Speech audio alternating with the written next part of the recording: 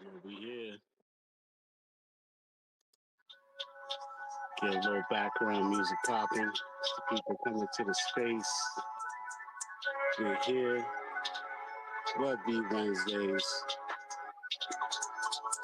Episode 74. Got my fan coming out. Co-host, non-fungible, wonderful. Let's see. Got my girl, Miss Molly, in the house. Acolyte. Collectors going digital. In the spot. Let's see. I'm trying to send you co-host invite.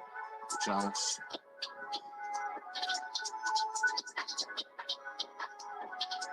There's some more people here in the room. You guys can hear me okay? Everything good? Give me a thumbs up.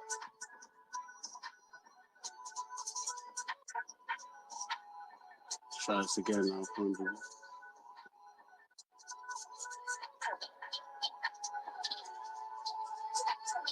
Okay.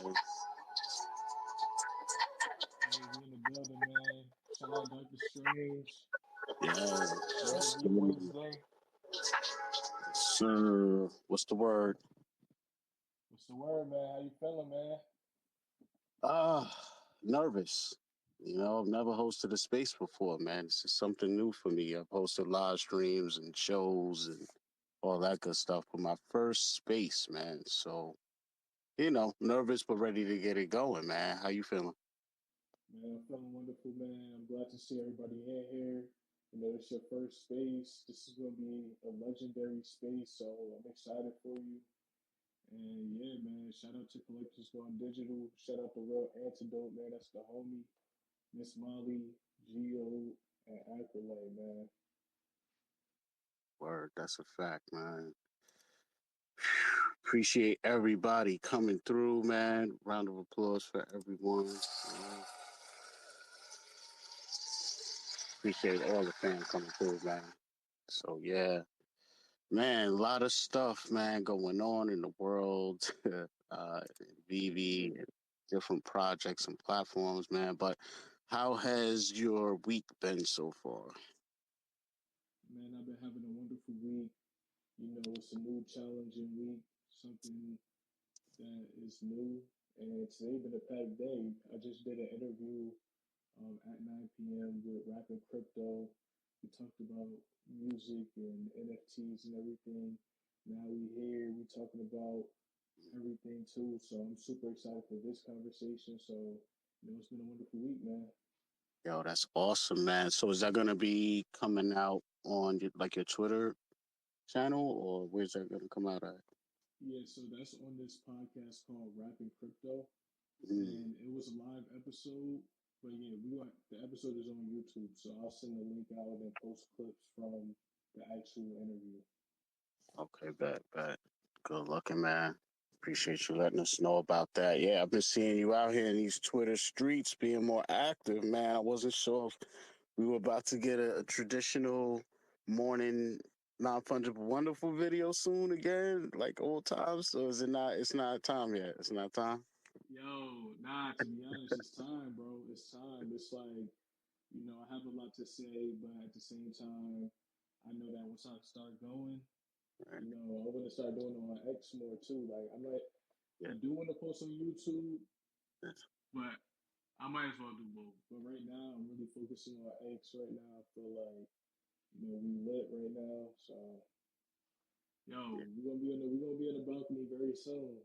Oh man, I missed that, man. Especially during COVID, man. I was, working remote. I think I was doing like 7 or 8 to 4 or whatever it was, and like I just had my set routine. Like how it is, you would post at a specific time. You know what I'm saying? So all my YouTubers, Yep. like, they would just all post, and it's like I had a flow of the day going.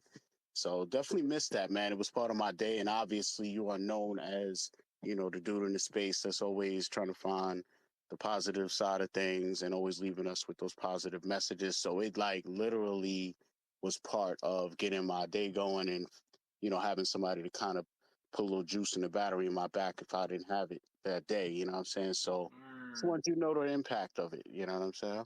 Yo, thank you, my brother. And yeah, I definitely need to get back on that vibe, because there's so many things I want to talk about now, and I feel like, um, my range and spectrum of things are a lot different than how they used to be. So I have a lot more I could talk about, and it'll be good. And I can still keep that positive aspect and that speculative type of nature. I always try to see, this might happen, so I can start predicting a couple of things probably a lot more accurately now.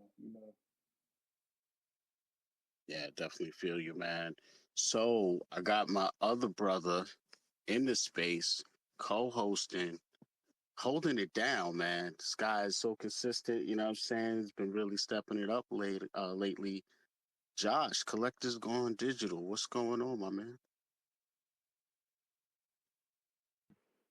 What's going on, brother? Can you hear me? Loud and clear. Cool. I don't know if it's just me. It might just be my phone, so I can back out and come back in. But I can't hear non-fungible, or like barely I can. There's like a huge difference between your audio and his. Hard to say. I could hear him good though. You sound louder than him, but I didn't hear anything like weird or anything with his volume level. I don't know. All right, so we got one thumbs up. So, yeah, I think he's good. So you might have to drop down and come back because there was definitely a lot of weirdness going on in the beginning of the space, like with making people co-host and all of that. All right, I'll come back. One second. So yeah, man. Yeah. What's good? Yeah, so I had my headphones on before, so I think that's why. Oh, okay. But I just took them off. So Yeah, hopefully, wait, could everybody hear me better before or you no? sound better now, even to me. I don't know. Maybe you guys could throw us a thumbs up, if you think it's better, or I don't know. You know what I'm saying? You sound good either All way. right. Now you sounded a little staticky just now.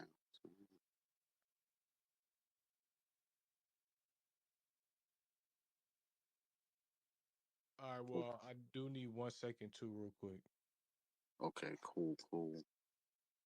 So, also waiting for Josh to come back. We got a couple of new people in this space. Appreciate you guys coming through, hanging out. The Real Antidote.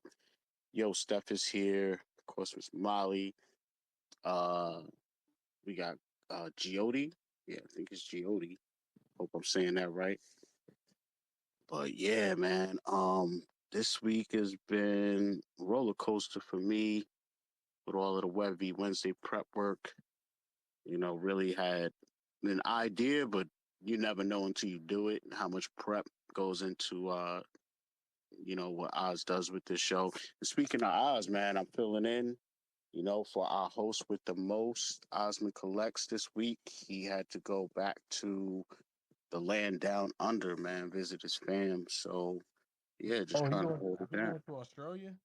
Yeah, that's where he's from. He stay in the UK, but he's yeah, Aussie. Yeah, that's Yeah. what's up. Yeah, I'm glad that you're able to, cover the space and bring, your knowledge and information to it, yeah. Yeah, man, I'm glad you were able to make it. You know what I'm saying? I'm glad Josh was able to make it. I'm glad everybody that's here was able to make it. So it's a couple of things, you know what I'm saying? Like I was saying, this week has been a little crazy, especially prepping for this. Josh, how was your week so far? What's been going on?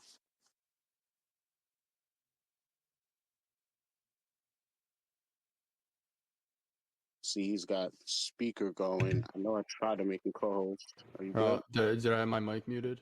There you go. Yeah, probably. I do that way too much. No, I switched over to my PC, so everything's good now. But what's going on, gents? No, busy week, same old, nothing special, just content and client work. But yeah, nothing special. But what about you? Oh man, it's just been a little, crazy. Haven't been doing too much on the content side. but just like, a bunch of different things going on. Crypto has had something going on today. So even though I was trying to prep for this, I still wanted to just hop in there, on their YouTube live stream, check that out. I'm always trying to support people in the space. So I'm over there hanging out with Dean Hananu, at 2 a.m. and I got to be up at 7 and, I'm saying more prepping and, it's just been a lot overall going too. Of course, it's 9/11 today, so just the energy in New York. I'm a New Yorker, so might hit a little different for me than other people, but just that whole thing going on, the energy, emotion of the city, the area. You got that, and then we had the passing of two legends. We had James Earl Jones, John Cassaday. So kind of wanted to start the show off by paying respect to them and everybody lost 9/11 with a brief moment of silence. Wasn't sure when it would be a good time in the show to do that. So I said, I figured I might as well just do that in the beginning and then we go uphill from there instead of having a downward turn. But we just give a quick moment of silence. James Earl Jones, John Cassaday, and people we lost in 9/11.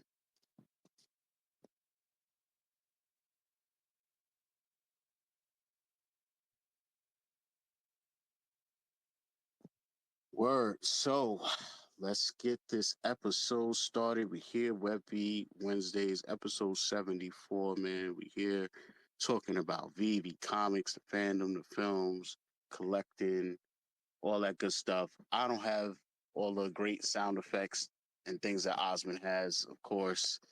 So I don't have like, the market music and all of that cool stuff. But I still, got a couple things cooking, what I'm saying?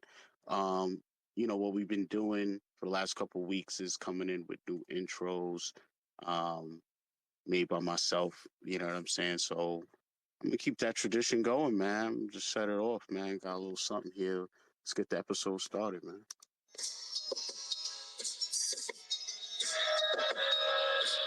VeVe drops in a multitude. Film comedy TV, watch fandom rock. Community strong, and we got that lock. WebV Wednesday, make it way around the block. Catch us on YouTube, the WebV Collective, with insights so sharp, the intellect's reflective. From superheroes to market highs and lows, we breaking news, making sense of all these shows. So tap in every week, don't miss a beat. With Osman and Dr. Strange, we bringing heat. Osman collects on the mic. Web Wednesday's a sight, but Dr. Strange by side will take your flight. Live on Twitter and Space, tune in tight. For cryptos from the fallen, watch the market ignite. VeVe drops in a multitude. Film comedy TV, watch fandom rock. Community strong, yeah, we got that lock. WebV Wednesday, making way around the clock.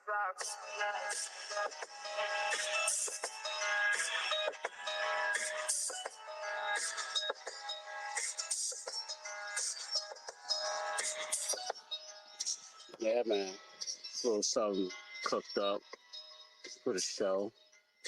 Something light. Hopefully, you guys can hear that. Yeah, that was hard. That was hard. You cooked that up? Yeah, man. Been playing around with this AI for a minute. What I'm saying? Doing a little writing, a little recording, mixing, doing all the above, man. So, yeah, man. Just been dabbling in a little bit of things, man. What you guys think?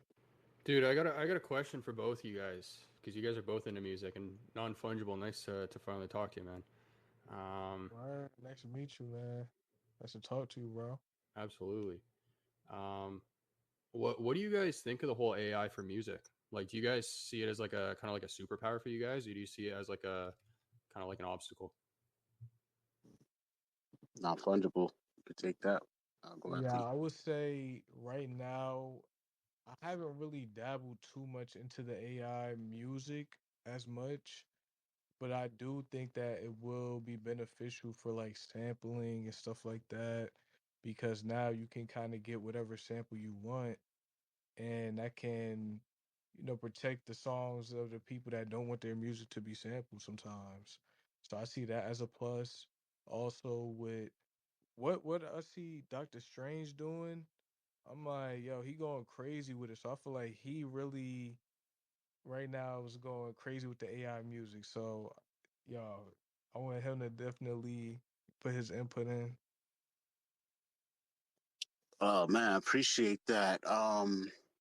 I think AI overall, it has its positives and negatives depending on how it's used and what it's being used for. So, like me personally, I may not be a fan of songs where they're taking an artist and making them do something they wouldn't naturally do. Same thing with visually. I seen a video recently where it had a bunch of world leaders and presidents doing things they're not really doing. I don't think, and I can't say like, some stuff is gonna walk that boundary of art and then just being crass or trying to frame someone and have them doing something they or saying something they never said. So it's like it has a full range of like use cases. It's almost like the internet itself because you got the internet, which on the top layer is used for information, communication, all these good things. But then you do have what's known as a dark web where information again, but not the information you want to be passed around. That's where it's passed around. That's where all the dark things in society that get done. So it's like, you know what I mean? It's just a positive and negative that comes along with it existing. And most things that are sustainable have a positive and negative attribute to them. Yeah.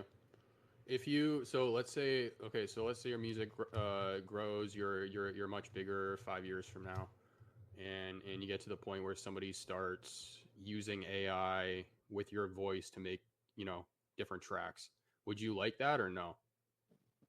Nah, yeah, Okay. that's Yeah, the thing. That's I don't that's like one that question. aspect either Right, because I remember when AI music first came out, like the main songs I was hearing was like Juice World and Lil Uzi, right. and I was like, yo, these songs really sound real. Yep, And I'm like, I think it's cool if you use it in a way for yourself. You know what I mean? But when you using other people's voice, I think it kind of has the potential to kind of like mess with that artist, you know? So, yeah, I think that's a big point of, you know, doing it for yourself, but don't be doing it unless the artist allows that. So if the artist has something set up where they're like, you can use my voice, but you have to make sure that it's connected to my wallet. You know, I'm getting royalties from that. And I mean, that could be something. But other than that, yeah, that's where AI needs some type of regulation with certain things. Yeah. Yeah. Cool. Yeah, I was curious because I mean I haven't dabbled too much on like the AI music side or the AI video side too much yet, but I know there's been a lot of legal stuff going on the music side. I know like Taylor Swift was a big name on that side with people kind of using like AI art of her face for like their album and stuff like that. Apparently she lost that case too. Um, but yeah. Uh, What? She lost? yeah, she Yo, lost it. She took somebody to court because they put her face on their album and it was AI generated and she lost. yeah, see, that shows you that AI is not gonna have any boundaries. But when I think of AI, I'm like, the future is just gonna be so um it's going to be hard to tell what's real and what's fake, and there's going to be so many experiences that people can have due to AI. So I just see it as being a huge game changer in the next technology evolution. Yeah, 100%. Have you guys seen the Joe Rogan shorts on YouTube where you're like watching halfway through and you're like, "Oh, damn, this is AI. Shoot." Yeah, Yeah, I've he be seen them telling as random stories. commercials too. Yeah, a lot of commercials where I could tell it's not him. I've been seeing everything from Dr. Sebi to all types of people where it's like their lips are not moving right, and you just know, like, nah, that's not real, man. Yo, they putting AI on Dr. Sebi, bruh. Yeah, bro. Yeah. There's people. I see. There's people out here with the magic herbal tonics, right? And the all organic this, and the black seed oil, and the sea moss. So of course he has a million, videos and clips of him giving lectures about this stuff, and that's his wheelhouse. He damn near brought that to the community. So people are they might have their products that'll go on TikTok and make a short using Dr. Sebi, and he's saying stuff that he never said, kind of like, because at the end he'll be like, "That's why I think you should use this herbal tonic." You're like, "Wait, that didn't even exist while he was alive. What is going on here?" So yeah, it's bad. I'd see they pulled the Joe Rogan commercials because like, like you go on YouTube and if you watch stuff with entrepreneur stuff or whatever, you'll get thrown into that. You want to learn how to do real estate, you start seeing all these commercials, and yeah, they got one of Joe Rogan, and he's talking about. It's almost like he's talking like Grant Cardone or somebody, and then it's just like it funnels into some company's training program, and you know what I mean. You're like, this isn't, So it's crazy now when you upload videos to YouTube. I don't know if you saw this, Josh. They have a thing there that's like, is this content AI generated? Basically, it's asking you. Dude, I witnessed that for my episode yesterday for the first time. I was so disappointed. I put so much time into it, and then I finally go to upload it later than normal as well. Yeah. And it gets flagged and restricted worldwide, which was like the first time that ever happened. I couldn't even make it public. And Wow. luckily, though, it points out like what was flagged as copyright, so I didn't have to go and replace like all the footage and stuff. I knew what it was, but yeah, they're getting a lot more picky with it. Oh yeah. That's where the AI music kind of helps though from the content creation side, because if you look at like people like Hanano and D, for example, shout out D, by the way, I see you. Those two are creating music that fits their channel, right? But then they're not going to get flagged for copyrighted music. So exactly, it's like myself too. I'm able now to make custom intros for all my episodes.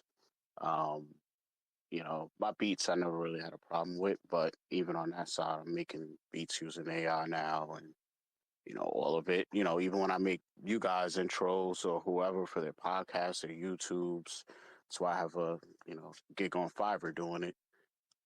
It's all exclusive, exclusive rights. You own it. Once I give it to you, like that's you. You don't have to worry about any copyrights. And yeah, it's definitely allowing people to have a little bit more flexibility and options, with doing things. So. Yep. Yeah, and that's where I feel like me as a graphic designer, when AI first came out, I was happy because I feel like as a graphic designer, I would go to Google a lot, try to find certain things. But now I could just go on AI, create those assets, and then incorporate it in my design where I don't need to like find it from random pictures and stuff like that. So that's one way it helps the process. And then just like generative fill where you can remove anything, add anything. Like it speeds up how much work I can really get done.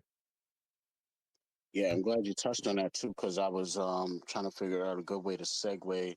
I don't know if you guys know each other, Josh, not Fungible, but you guys kind of are in the same relative space. Like non Fungible is doing a lot with spatial early, very early, and Josh does a lot of building and making his own custom stuff with different platforms, Cavernous, and even now he's building in Fortnite. And so you guys remind me a lot of each other. You can probably relate to a lot of things. Both doing Word. the same things. Yeah. Yo, so you building a cavernous right now? not well, I did during the free trial, but I just started building all my thumbnails for my YouTube videos in Blender. So I build like 3D scenes out, and then kind of take the shot for those, and then I build inside like Unreal Engine, like virtual games, like little games, mini games. Yeah, I mean, I've been dabbling with like virtual building, map building more specifically for like video games for quite a while, ever since going back to Halo Reach. So I was big in that game, made a little bit of a name for myself in that community. And then, yeah, fast forward to today and took the skills over to Blender. So hell yeah. Hey, that's awesome, yo. So you know how to make mini games and stuff like that, so you're able to code the different games. I don't go as far as like coding. like writing all the lines of code or anything. That's too tedious for me. I don't have that patience. But I'll use like plugins. Like for example, like in Unreal Engine, there's a Fortnite plugin that allows you to kind of combine the platforms. And then what you can do is you can use all the assets inside Fortnite to build.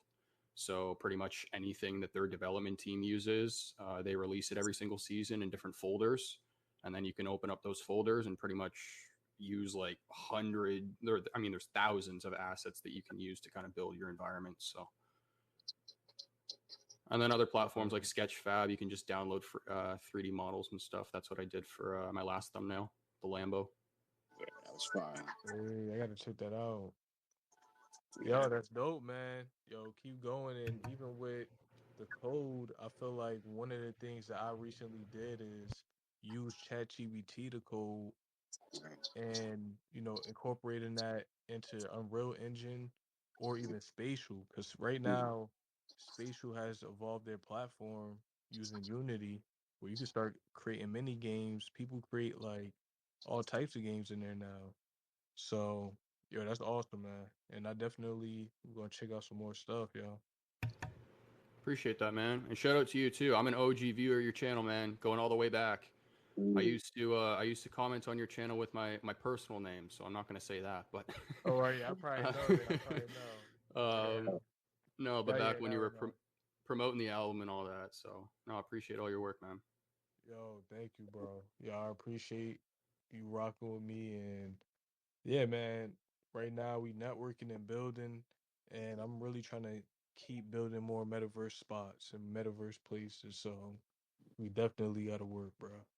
That's a fact, man. It's a couple people in this space even right now, man. I did want to shout out some people that just stepped in, you know what I'm saying? True Tech Junkie, my brother, Casual, my brother, VeVe Magic, my sisters in the house, DeeOneAndOnly, my other sisters in the house, my other brother, Old Millie is in the space, Double Quill, always a VeVe supporter. Gotta shout her out. Yo, Steph is always showing support, man.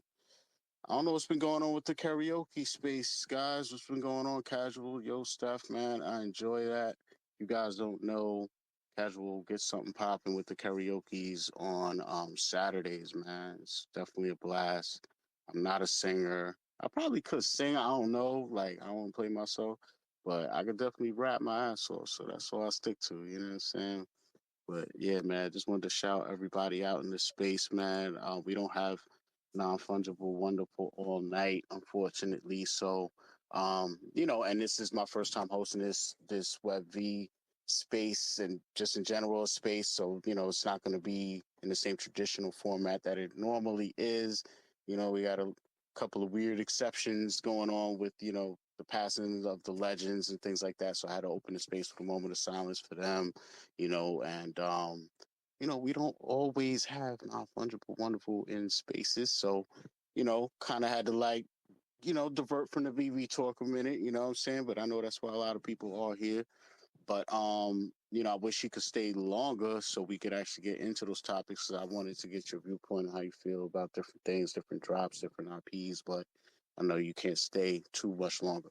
Yeah, I can stay a little bit longer, and I do want to shout out to O'Milly, shout out VV Magic, True Take Junkie, my brother, yo, Casual, yo, Steph, Double Quill, Spatty, Miss Molly, Mhm.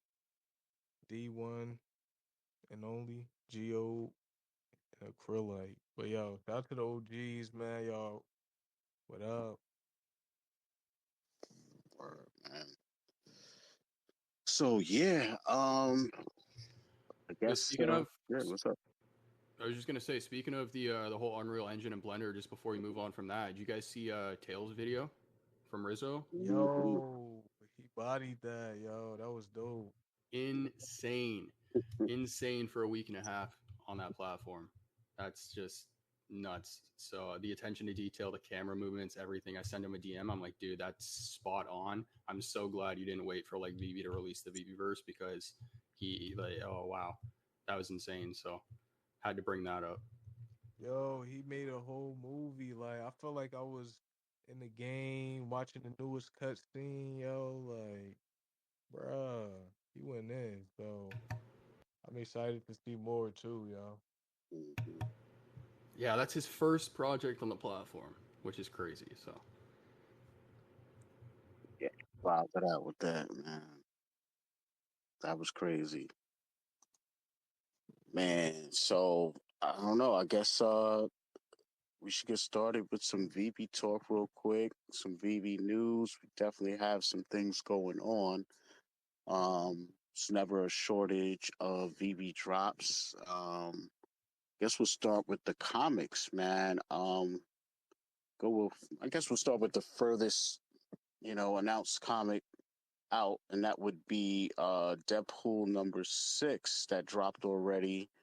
I think that dropped yesterday. Doesn't look like it has sold out yet. Um, I know neither one of you guys are super active on an app like that nowadays. So, but did you go for this drop? So we'll ask. Never I know. didn't, but I will start going for the drops again more. Mm. Now, But why I mean, why is that? just because, like, I don't know, I feel like things are about to change. Mm-hmm. Uh, Rather be earlier than late. yeah, I think things are about to change, but I still want to get drops that I'm rocking with. Right. You know, so right now I haven't gotten too many things. Okay. Yeah, I haven't seen you popped up in the market or anything like that, like selling off your stuff or anything. I know you had something some point. You know what I'm Yeah, no, saying? I still got some NFTs. I don't have as many, Mhm. but yeah, I definitely want to get some more though. Okay. How about you, Josh? no, I didn't go for it. Last comic I went for was the first appearance of Mysterio. I always want to say Mystique. I don't know why. Yeah. But yeah, no, that was the last comic I went for, but didn't go for this one. Don't know much about it either, so can't really add to the combo here. Sorry. Okay.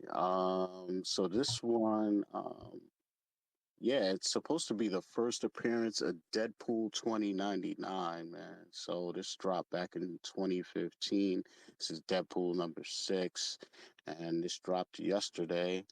I'm not currently on the VeVe app. I'm on their blog page, so I can't see if this sold out or not. But I'm willing to bet it did not sell out. Um, Covers are dope though. Got a little Nicoletta Balderi action popping off. So fans of her. How many 2099s are there? That's a tongue twister. Yeah, it is. I Because there's a don't Venom know. 2099, isn't Oh, there? yeah, there is, man. I don't know, but that's a great question, man. Uh-oh. We got my sister from another mister in the house. DeeOneAndOnly is here. How you feeling? Hey, sorry I'm late. I got home. I've been listening kind of in and out, but trying to get some dinner. But yeah, sorry I'm late, but good to be here. Good to see everybody. Hey, What up? I'll take late over never every day of the week. Glad you were able to make it. You had a lot of running around to do, so yeah, not too bad, not too bad. Hey D, I have good news. Oh, yes, do tell. You probably already saw, but I got my ticket and my accommodation for Vegas, so that package you've been trying to send me for like 6 months, I can finally get it. Oh my gosh. Woohoo! No, I didn't see it. Did you post it somewhere? I didn't see it yet. Yeah, this a few days ago, but Okay. um, yeah, just in case you didn't know, because I don't know, it just keeps getting lost in the mail or something, or my address just doesn't exist. But Awesome. Okay, cool.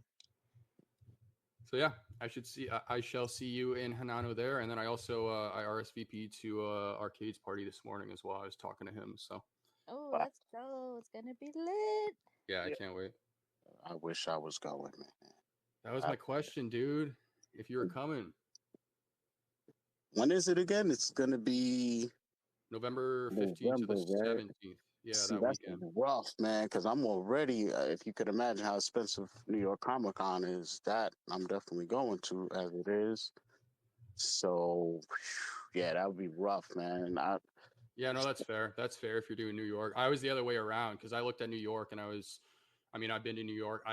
To be honest, it's too many people for me, but never been to Vegas, and right. I was like, why not? I know a lot of the VeVe fam are going. I know some people are doing some trips over to the Grand Canyon. Shout out to Double Quill in the crowd down there.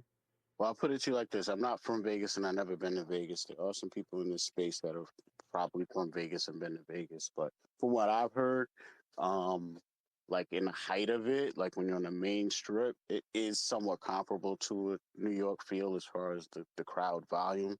So, see how you feel that out. You know what I'm saying? I know you already experienced New York, but New York has a lot more to offer than just Manhattan. You know what I'm saying? It's different vibes. It's different, it's just a lot going on. So, you come to Long Island, you'll feel like you're in a whole different state, for example, which is still in New York or. Oh, I've been to Carlo's Bakery. Oh, I've been to snap. Carlo's Bakery. Yeah. Is that in New York? I can't remember where it is. Do you guys know what I'm talking about? Cake Boss? Oh, yeah. Oh, Cake Boss, the show? Yeah, that was his bakery. Yeah, that's in Brooklyn. Oh, was it Brooklyn? Okay. Mm-hmm. Yeah, see, When I was like, younger, so. yeah, Long Island's a whole different vibe. Queens is a whole different vibe. And then, Long Island is crazy because the further east you go, it change, the vibe changes. It goes from, densely populated to sparsely populated, the further east you go, all the way to the Hamptons. So it's a different vibe, man. You got to definitely see the different angles to got it. So, question then about New York. What do people do for accommodations there? I guess everything's just downtown for that event, right? Or are people kind of like just Ubering into the city? And what exactly is downtown? Well, yeah, good point. Yeah, I don't know. I've never been there before. Well, you have uptown, downtown, and midtown. So, technically, the Javits Center is like, I think they call that like near the financial district. You know what I mean? So it's just different sides to everything. You know what I mean? Manhattan's basically a big ass island, technically. Um, so it's just different sections and parts, and then when you're talking uptown, there's different sections. So you have Harlem, which is traditionally black. Then you have Spanish Harlem, which is obviously Spanish. That's just going back historically. That's just what those places are known as. And then it just breaks down. There's different stuff, different areas. You have like Chinatown, Little Italy, all these different places. You know what I'm saying? Madison Yeah, Square Garden. I've yet to see it. It's on my bucket list of places to visit and check out. Yeah, I mean, this is your guys' first time like in the actual states, right? North America wise. Uh, for me, well, I've been, I don't know if that counts. I've been to California and the airport in Washington. Wait, Yeah. Seattle's in Washington. But Mhm. Hinano's been further. I think the furthest he's gone is Texas. Oh, okay. So yeah, you guys at least touch soil. Um, yeah, it's state to state. It's can be very different from each other here, even though it's one landmass. But that's what makes it what it is, right? Got a lot of options. Whatever matches your vibe, I guess. But yeah, man. Hopefully one day you do get out here. Um, so yeah, man. I see now Thunderbolt drop down into the crowd, man. Just wanted to send him a salute for coming through. Appreciate it. If anybody in the crowd wants to come up, to speak, join us. Feel free. We got VeVe Magic in the house. I appreciate you coming through. What's going on, sis? What's up, Magic? Hey guys, I just wanted to stop by and show my support. Great space, thank you. Hello, hello. Hey, what's up? Chilling and vibing. That's what's up. We're chilling and vibing, y'all. Nice. How are you, Magic? What's going on? I'm good. I'm good. How are you, D? I'm good. Yeah, busy day, but I'm glad I'm here catching up on whatever's happening in the spaces and Yeah, what are you up to? I've been busy. I've actually been kind of vacant from spaces this week. I think this is one of my first spaces of the week. I may have like been a listener in a couple, but I want to show support for the space. Doc reached out to me, so I, wanted to be here and be part of the vibes. But I've actually, ironically, that you asked, Dee, I've been working on my Hawaii video all week long, day in, day out, doing voiceovers. And so it's been taking up pretty much all of my time. Even though it's going to be not that long of a video, it's a lot of work. So that's what I've been focusing on this week. And my goal is to have it out by Friday. And then I'll be back in the groove, hanging out and chilling with all you guys. But yeah, I've been trying to do that amongst appointments and kids and all that jazz. Oh, that's so cool. I can't wait to see that. That's hopefully coming out this Friday, the 13th. That's ironic. Yeah, that's the goal. That's the goal. I've got about 6 more minutes left over of voiceover work, and then picking background music and stuff like that. So I'm hoping tomorrow I can finish, if not by Friday. So it'll either be out Friday or Saturday. That's my goal. Well, that's going to be awesome. Can't wait to see that. Yeah, I'm looking forward to it. Definitely. Thank you. Haven't seen some content from you in a while, but I always enjoy it when you drop it. So I'm excited. Thanks. And I heard you guys talking about New York and Vegas, and I'm excited for those events. So my good news is I'm 100% in the entire time for New York, and Vegas was depending upon my Disney thing that I was working on. That fell through. I didn't get accepted to the next round, so that's a little bit of a bummer. But the good news is I don't have anything booked, so don't quote me on that, but I might be in Vegas for DCon. We'll see.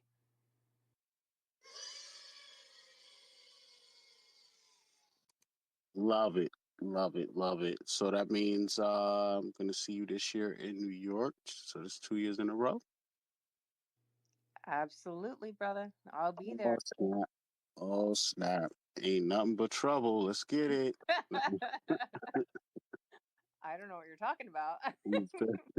But Hey, I as will be long on probably all 4 days, and I will be at any parties that ensue. Absolutely. all right, cool. Because, yeah, I don't know, like, what you're coming dressed as this year, but I had a lot of comments under my IG post of that picture of you as Brother Chucky with a knife up to my neck, man. That was wild. I will not be Chucky this year. I don't know if there's like a cosplay thing going on. Like we're waiting to see what the details are. So I'm not at this point planning on coming dressed as anything. But if they do say like, "Hey, come cosplayed," I do have something in mind, and it's not to the extreme of Chucky, but I do have something in mind. All right, cool. Yeah, that's good. All right. Yeah, man. Looking forward to that, man. So hopefully you guys out there can make it to one of these events coming up. But real quick, got the fam, Guri in the house. What's going on, my man? Hello, what's up, people? What's up, Guri? Hey, I just want to say hi to Osman, who's probably going to listen to this if this is being recorded. Just wanted to drop in and say hello. And all this talk about New York makes me want to go there. I'm like, no, I wish I could just go, but I can't. So keep talking, keep sharing. Whoever's going to New York, keep posting photos, videos. And I want to give a shout out and a big thanks to NFT Gents, if I got that name correct. I want to make sure the handle is correct. And through NFT Gents, I got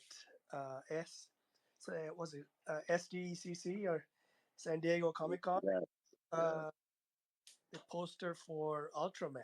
They gave me the code. Ooh. I won it, but so kind of them to give me a code. And I kid you not, the mint number was 111. and that leads me to believe that someone is giving out codes that they know are good codes. Just my guess. It must be, let's call it rumor, okay? And I heard that. Well, congrats on that. That's a nice piece. I love that artwork. Yeah. Color's awesome in that piece. So. Yeah, I'm actually trying to sell it, and I want to donate. When I sell it, I want to donate some of the proceeds or most of it to the church that's next to NFT Gent's house. Ooh. Location not to be disclosed here. That does a food bank or food distribution on Sundays. So I figured it out. I just need the capital that comes from the sale. So someday it will sell because it's limited supply and it's a reasonable price. So, but when it does sell, money going there, right? Awesome, man. You're always doing something in the community, man. Always applaud you and get motivated from you, brother. I love it. Thank you. Oh, I'll also, if you guys are not up to coming up to speak, which you are cordially invited to do, be part of the conversation, feel free to leave a comment in the below right little bubble there in the corner.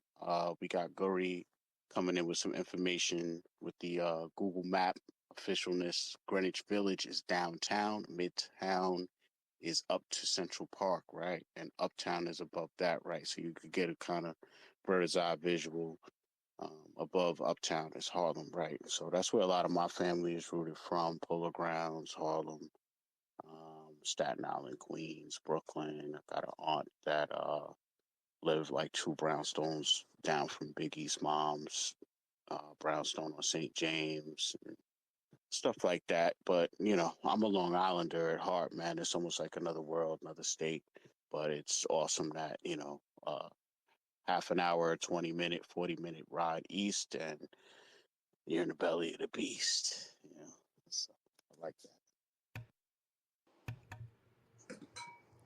But isn't there also like upstate and tri-state and downstate and something state?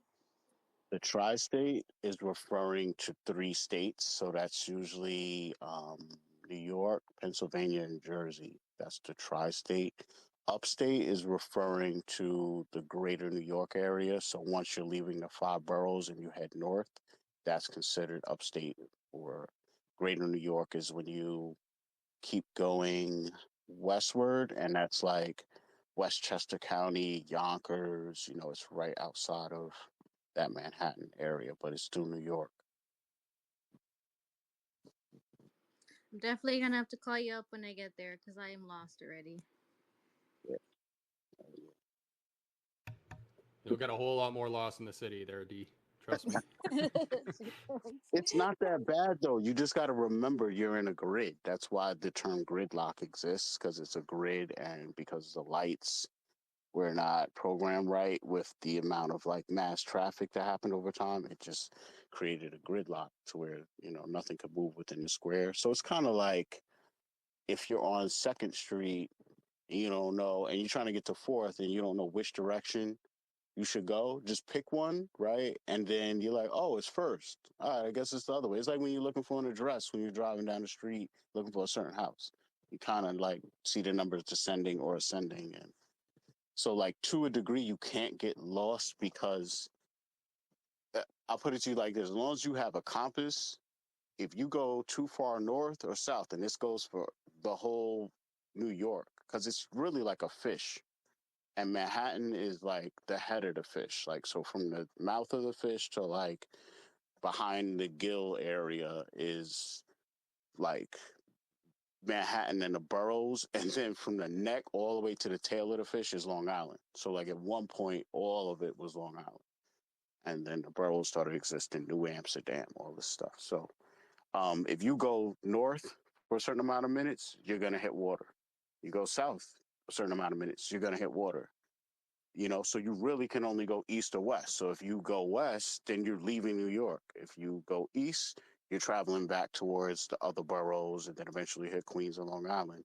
So when you start really like just thinking of it like a grid, it's not really as crazy as you think, but you can still get lost. Don't get me wrong, you can still get lost. Still get-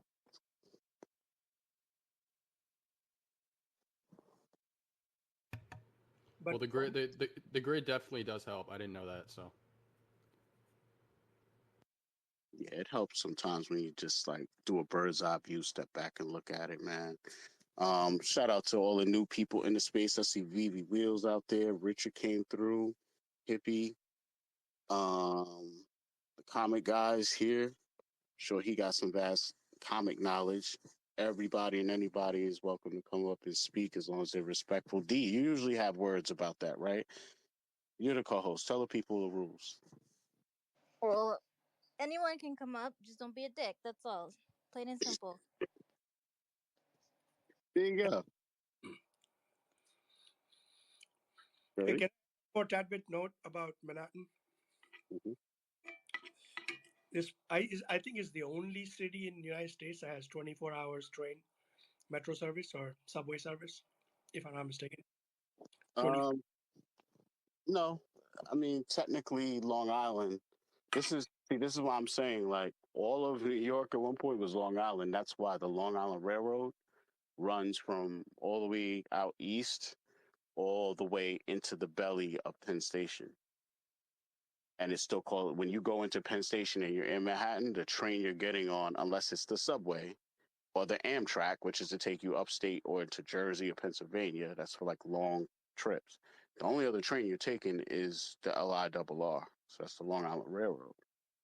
So that runs, it may run like off peak and slow down as far as the frequency, but it's always running 24 hours a day.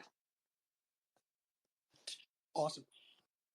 A lot of the people that work in Manhattan, well, I can't say a lot or whatever, but a decent amount of people that live in Long Island actually work in Manhattan. So they don't mind the hustle and bustle of the city for a couple hours a day, but they're not trying to lay their head there, and Manhattan tends to pay a lot more. So a lot of people were able to get homes out here and stuff like that throughout the years by working in the city and then commuting on that train. So that's why that whole train thing is such a thing here. But yeah, shout out some other new people in the space. Finally, the real Nano is here. Evolved, I see you. My man King Nino. Nino Blue in the house. Aloha's here. Dell's here. Who else? Mad City Lad is here.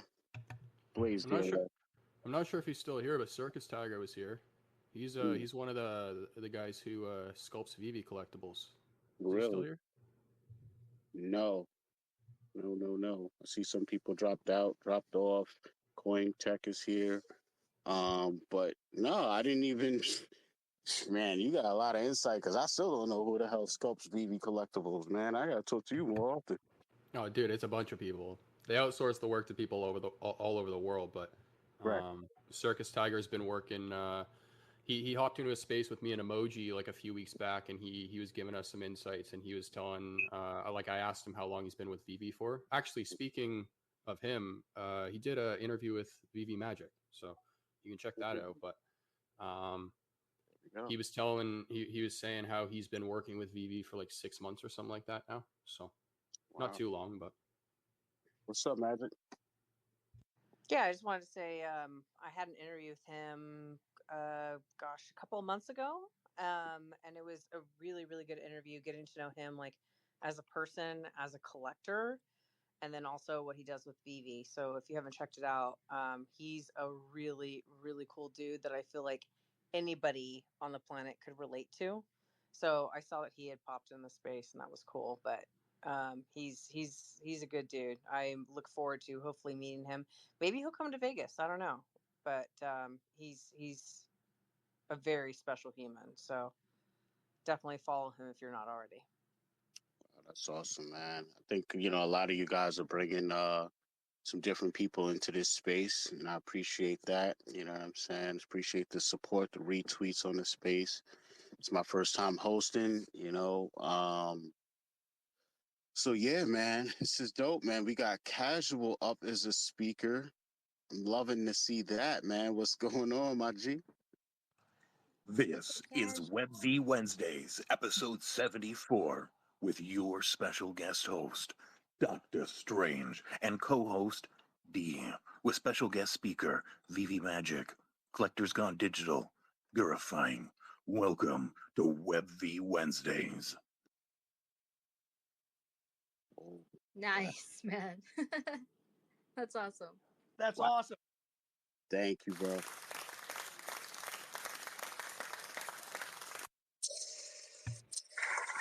Yeah, we have multiple hand claps on that one. Awesome timing. Wow, that was dope, man. Thank you. I need Casual to voice my maps in Unreal Engine for like all the multi-kill, elimination. He needs Casual to voice his maps. Casual will voice his maps. That'd be awesome. Oh man, stuff makes me cry sometimes. I'll be laughing. Yeah, so what's hard. up? What's up? I'm back. All right, there It's almost midnight, man. What are we doing up, man? Man, so if you didn't know, for anyone that doesn't know, WebV Wednesdays, man, every Wednesday from 11 p.m. Eastern Standard to 1 a.m. It's a 2-hour show, man. We are about to hit the halfway mark. It's almost 12 a.m. here. I got to be up 7 a.m. You see the dedication. Let's get it, man. How you feeling, Cass? Yeah. I got to be up at my alarm clock goes at 5:45. But like the more spaces I do, I lose brain cells. So like the other day, I didn't even set my alarm. Now I'm doing shit I was doing when I was 19. Right. Like, oh damn, but yeah, I find myself doing that, like almost forgetting. Like, oh man, it's getting crazy, man. This week has definitely been crazy, but I feel you, man.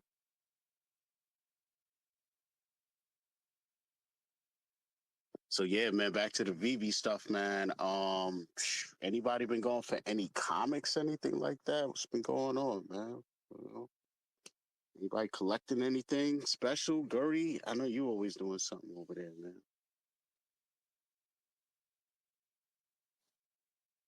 You're funny. I was on mute, and I was like, "You're funny."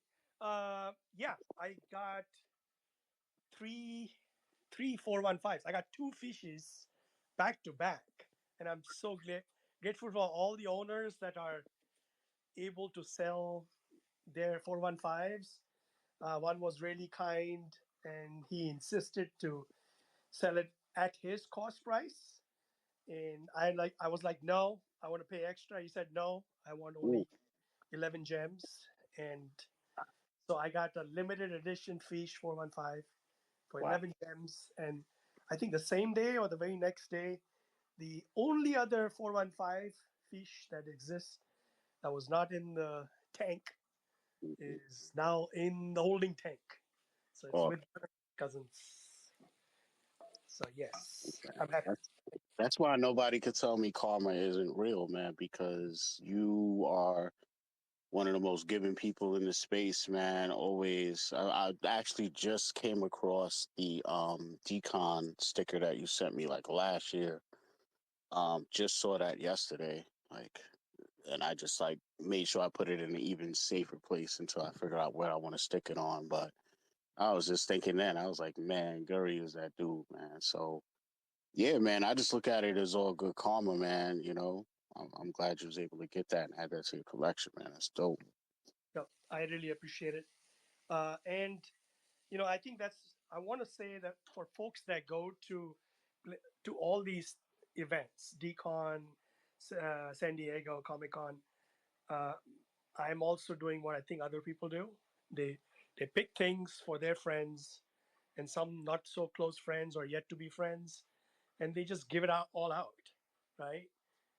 If you have the ability to pick up stuff, whether it's free or it's at low cost, and you can share your good fortune, do it. It's so easy.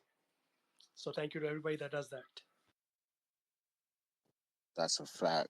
That's definitely a fact, man. Real quick, because I know Oz will kill me for hosting the space and not talking the talk, right? So I did want to let it be known that we have a drop technically today, 8 a.m. Pacific time, 11 a.m. Eastern Standard Time, and it's the first appearance of Negasonic Teenage Warhead. Might have saw her in, I think it was Deadpool #2, so first movie appearance. And the comic dropping is gonna be new X-Men #115. So that's dropping Thursday. Yeah, there we go. There we go. So we got something up in the Jumbotron. You guys could check that out. Check out the covers along with me. I'm not gonna do like a Stack and the Slacking episode right now or anything, but yeah, first appearance Negasonic Teenage Warhead E4 Extinction Part 2. Cassandra Nova stands responsible for the murder of 16 million mutants, and the X-Men are bringing her down dead or alive. This release features cover art by Frank Quitely. And thank God we got a list price of $6.99. That's always good. Published 2001, 5 cover variants, 3,000 total editions. You could spend, you could bid 5,000 MCP points if you feel inclined to do so for this drop. The first edition for public sale is going to be number 162. It's going to break down to 1,200 commons, 780 uncommons, 600 rares, 300 ultra rares, 120 secret rares, and VeVe is going to be holding back 342 additions across all 5 rarities, man. Cover art definitely modern. A lot of Wolverine on all these covers. Looks like we got Cyclops on the uncommon.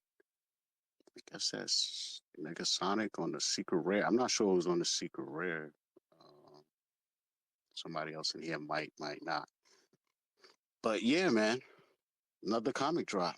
You know, what do you guys think? Me personally, I haven't really been going for the comics on the drop. I usually just wait for the aftermarket just to pick one up for a reading. Because, yeah, even if I were to go in the store and get one, I'm always left with a common or uncommon. So, yeah, that's just my luck. Yeah, I definitely feel you, man. I hope that something comes in the near future as far as new types of drop mechanics for comics, incentivized drops. Seems like they're starting to dabble with that and experiment with the collectibles. All I could do is hope that it leaks over in the comics, but I don't know how that would work. But I'm thinking it has to be something to incentivize me to press the buy button more than once at this point, because me getting a common at one point was not the worst thing in the world, or uncommon, but with the prices being so low, just saying sheer math, like, okay, I could have got like 2 or 3 common or uncommons for the same $6.99 I just spent. That's what's deterring a lot of people, I feel like. So I don't know how you do it and it still be fair, but it has to be something where it's like, once I hit a certain amount of spins, I'm guaranteed to not get a common or uncommon, and then it's rare, ultra rare, and secret rare only or something. I don't know, but definitely time to get a little creative. Any ideas from you guys? Magic, Casual, anybody? I got an idea, if I can speak shortly. In Please short, do. Yes. how about a trade-in, instant trade-in? You get a common, and VeVe offers you an instant trade-in and says, "I'll give you 3 or 4 gens," rather than you trying to Love it. sell and compete with others by undercutting others. Thoughts? Okay, so then what would happen with said book? Does it get burned, or is it back in circulation for them to resell? No, I think it gets burnt. But this way they're losing out, but they might be increasing sales. I think what we're talking about though is just part of the collecting game. You take the gamble and you get the rarity you get. It's a law of average, right? If you keep on going for it, numbers would eventually pan out. I mean, my most recent comic is an example of that. Been on the platform for 3 years, haven't hit a single secret rare, and then finally hit a secret rare for first appearance Mysterio. So, law of average, I think so. I would I agree. I would agree with law of averages if this was spread out in a more even way. But I've been on this app long enough and know enough people and witnessed enough drops to know that when you're talking something digital like this, which could be controlled, to where if they wanted to, not saying they do, but if they wanted to, they could preset parameters on people's accounts to make sure they only get certain things, right? So when you're talking that level of possible control, the problem with chalking it up to that, to low averages, is the fact that I've seen drops where someone will literally go for the drop 3 times, and out of that they'll get 2 secret rares. You know what I'm saying? And then a common, and then someone else will spend 6 times and only get commons. So there is a law of averages there, but it's also possibly something else going on, because it could be a situation where they're not doing anything on purpose, but it could just be to, like, almost technically be called a glitch in the system, or something that needs to be worked out because it's allocating improperly or something like that. This is all digital stuff, so it's not like sports cards where off the manufacturing plant it's just randomizing the cards properly. So we're not there yet with that whole thing, apparently. I get, yeah, I get the perspective for sure. I think the only thing I would add is like the wait lists. I can't remember the exact words you said there. How it's not like evenly laid out. Mm-hmm. But like, what exactly do you mean by that? Because that's exactly what the wait list does now. Like if you compare your chances of hitting a drop before waitlist was released, right? It like there was people who had a disadvantage versus people who had an advantage. Now it's equal playing grounds, right? Because there isn't that latency delay.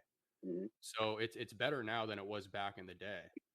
Yeah, that's frequency of hitting drops versus I think what we were originally talking about is what the outcome is of you going for a drop. So nowadays we're in an environment where, unless it's really scarce, if we're talking about a comic, which we are, just the fact that their bare minimum of comics is 3,000 on just the app drop, not talking about the VeVe comics drops. Comics, they're releasing 10 of them at the same time and only 1,000. So we're talking traditional drops. There's less than 3,000 people even participating a lot of the times for the comics as it is, right? So it's not a question of whether someone's going to hit a drop anymore. It's just we're talking the outcomes. And if you just take a group of people and they're all allowed to spend the same amount of money or whatever the case is, it's just like over time, because what I'm referring to is I'm going back before the new drop system, just in general, before there was a wait list, because again, we're talking about the allocation, like what is given out to who. So you got the question of who got what possibly being a factor, and then the factor of those individuals, whether perceived positively, negatively, tied into this, not tied into that, the outcomes, which could all be tracked digitally, you know what I'm saying, through the blockchain, is looking like what's the odds this person is consistently getting either low mints or certain rarities, and then someone else is never getting them.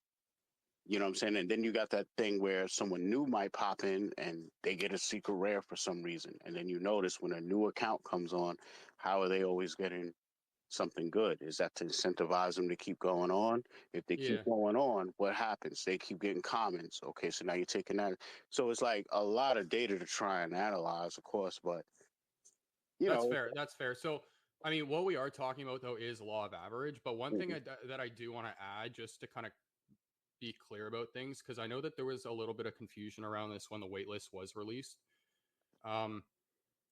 So, and I don't know how old or new everybody was, but before the waitlist, you had what was called a latency delay. So depending on how close you were to the servers, you would have an advantage or a disadvantage, right? So people who are closer would be more likely to hit the drop. People who were further away would be less likely.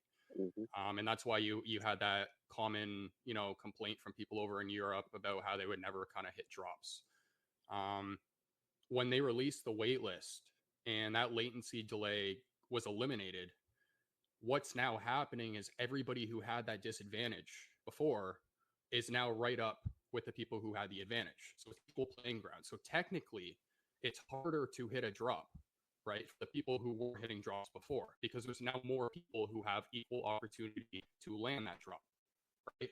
So that there is, like we're talking about, there is law of average, right? Because it's like you gotta hit the drop a certain amount of times for you to get a certain rarity.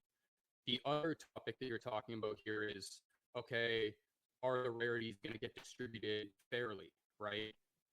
That is unfortunately always going to be an argument or a talking point for a centralized company. Because if it's not decentralized and everything's just out there, that's fine, right? And the thing's a lot more clear. But VeVe's the one who holds the wallets. VeVe's the one who has the 3D files. VeVe's the one who has written the algorithm for the waitlist. VeVe's the one who's developed the infrastructure for their drops, right? So it's like it's their entire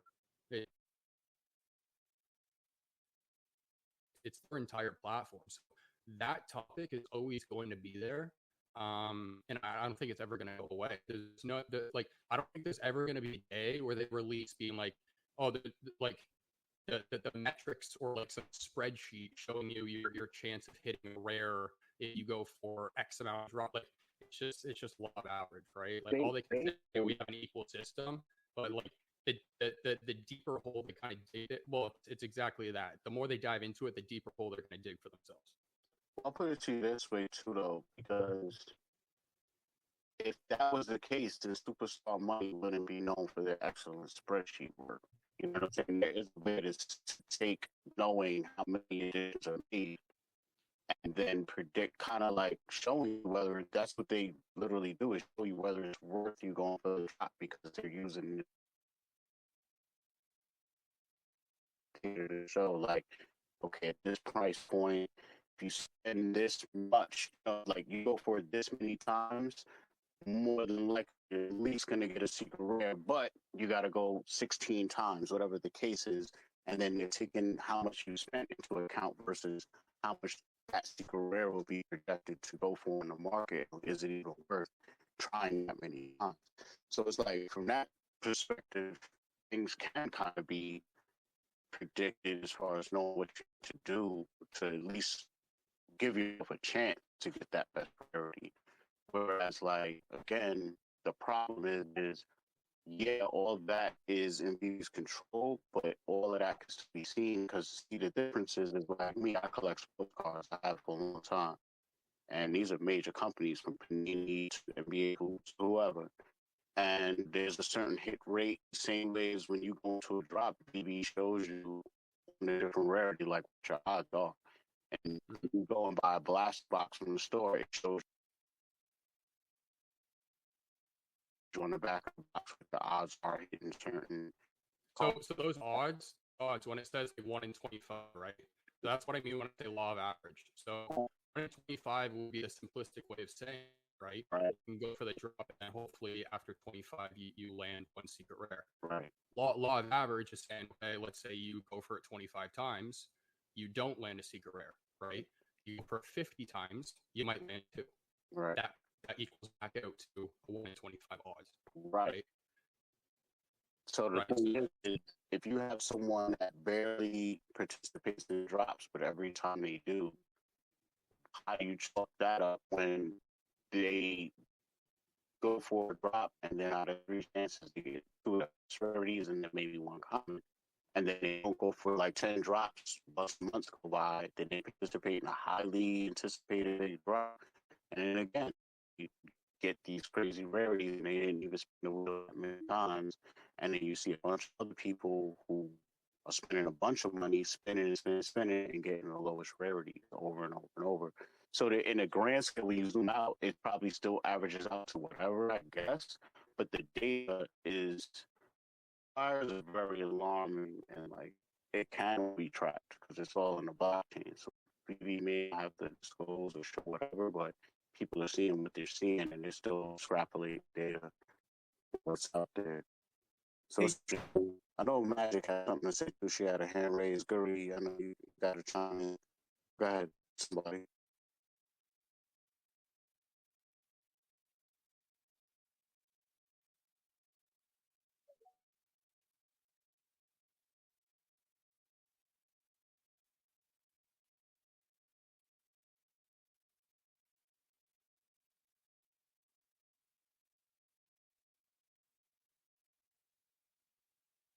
Whoever. Magic, you want to go? No, it's okay. We can go first.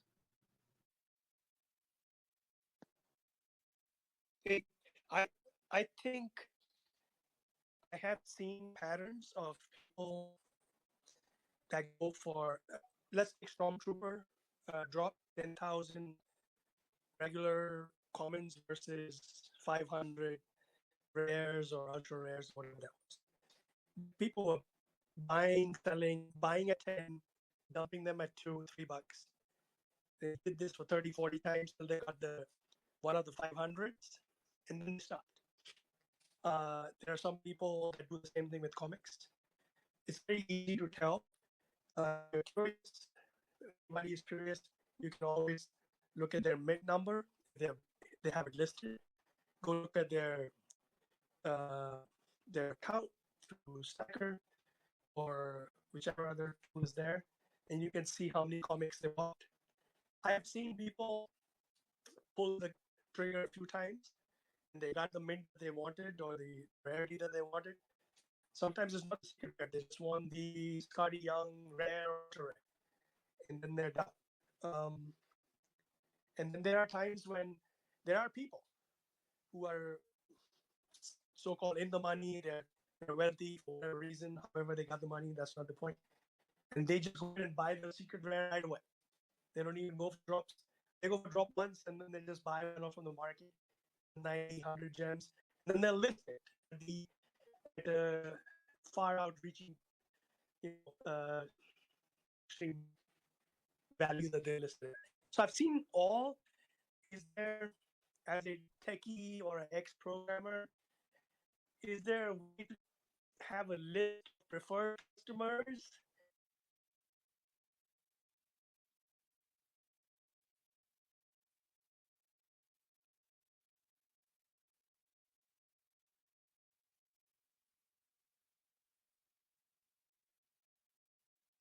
There is, but if that information gets out, this game is over, right? I don't think so. Anybody would do like people on the preferred list that if they hit the drop, that they always get a secret. That's not. Is it doable technically? I think, but will they do it? I really doubt it. So that's what I'm thinking. Yeah, can I also add to that? I honestly think that would be harder to pull off, trying to pull off like, oh, let's try and make sure certain people get these rarities all the time. Because when you're creating a system to do that, past the infrastructure you already need for the drop itself, but then two, you need to hide it. Okay, right? So like that's another thing. But I think what we are talking about here is like,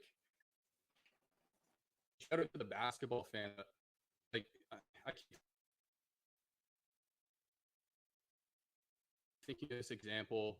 Kobe Bryant used to be, so there was a point in his career where he held the most 3-pointers in a season while simultaneously holding the record for the most air balls. Okay. And the reason why he held the record for the most 3-pointers is because he took all those shots. And if he didn't take the shots, he wouldn't have held the record to begin with. Right. So, on average. But at the same time, there's examples out in the world where they didn't go into a convenience store, buy a lottery ticket for the first time in their life, and win the lottery. Right? Well, the chances are way against them, right? And they're beating people who have been playing the lottery their entire life who have never hit the lottery before. It's a law of average, right? So I really think that that's what we're talking about here. And it is. I think that it's like saying someone's hitting a lotto more times for different increments of money, so it may not be alarming. It's like saying, every time they play a scratch off, they at least, at minimum, get, the one that says buy another ticket. You know what I mean? Because it's like Bruce said, it's about recognizing patterns. So if people are seeing a pattern, that's how a question gets raised in the first place. So I guess there have been some patterns of some type, I guess. I'm just trying to play devil's advocate and keep the show spicy. But yeah, man. But we definitely got some new people in the house, vegan things in the house. Swap Manus is here. Ultra King. I can't. My eyes are horrible. Sorry, I'm getting old. My collectibles is in the building. Loose Change is here. So yeah, Rookstar. Sorry, Smurf Dabs. Steven is here. So yeah, man, we just chilling. I've been chopping it up, man. I'm gonna keep it moving a little bit because we got another comic drop coming to the VeVe app. This one I'm a little intrigued with. This we got Fantastic Four number 94 dropping on the VeVe app. This is the first appearance of Agatha Harkness, and this is gonna drop Tuesday, September 17th. You guys know the time, 8 a.m. Pacific, 11 a.m. Eastern Standard. Um, so classic book here, classic artwork. Um, looks like we got some exclusive rare and ultra rare covers, and then classic, Padpole, the secret rare. Um, I don't know. I have like Key Collector pulled up. They have a little synopsis of the book. I don't know if you guys care enough to hear about that, but it definitely seems like a nice little storyline. They definitely had some good writing going on back in the day. But yeah, as far as the breakdown for the drop, we have a list price of $6.99, published in 1961. So look out for that number. 5 cover variants, 5,000 total editions. You could bid a minimum of 5,000 MCP points if you feel inclined to do that. First edition for public sale is number 158. It's going to go down to 3,000 commons, 1,125 uncommons, 500 rares, 250 ultra rares, and 125 super rares, with 287 editions across all 5 rarities being withheld by VeVe. So, yeah, first appearance of Agatha Harkness, I guess. A lot of the times, like my collectibles used to see in his videos, a lot of the collectible drops and even the comic drops are somewhat hints as far as what's to come. But this one is a no-brainer. We know this show is coming sooner than later for Agatha Harkness. What do you guys think about the comic and the drop?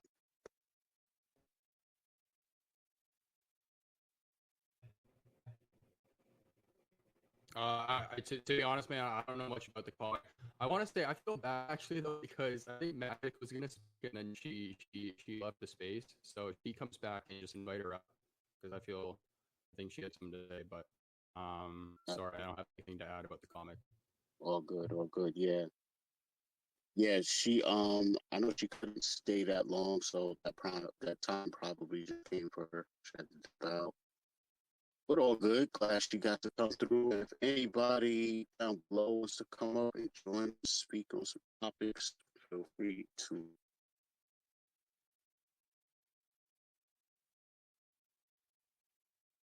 Let us know, man. But G, what do you think? I mean, for me, I probably won't be going for it. Yeah, I know the show is coming up soon, right?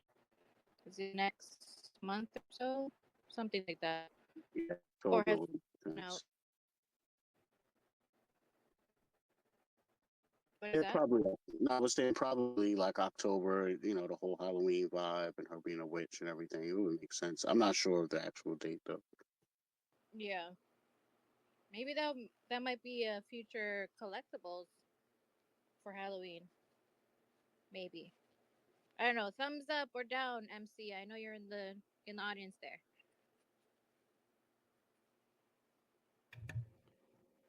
Hey, can I say I do miss MC's videos where he would have a video about the upcoming drops. Just like you, Doctor, you had a Stack It video.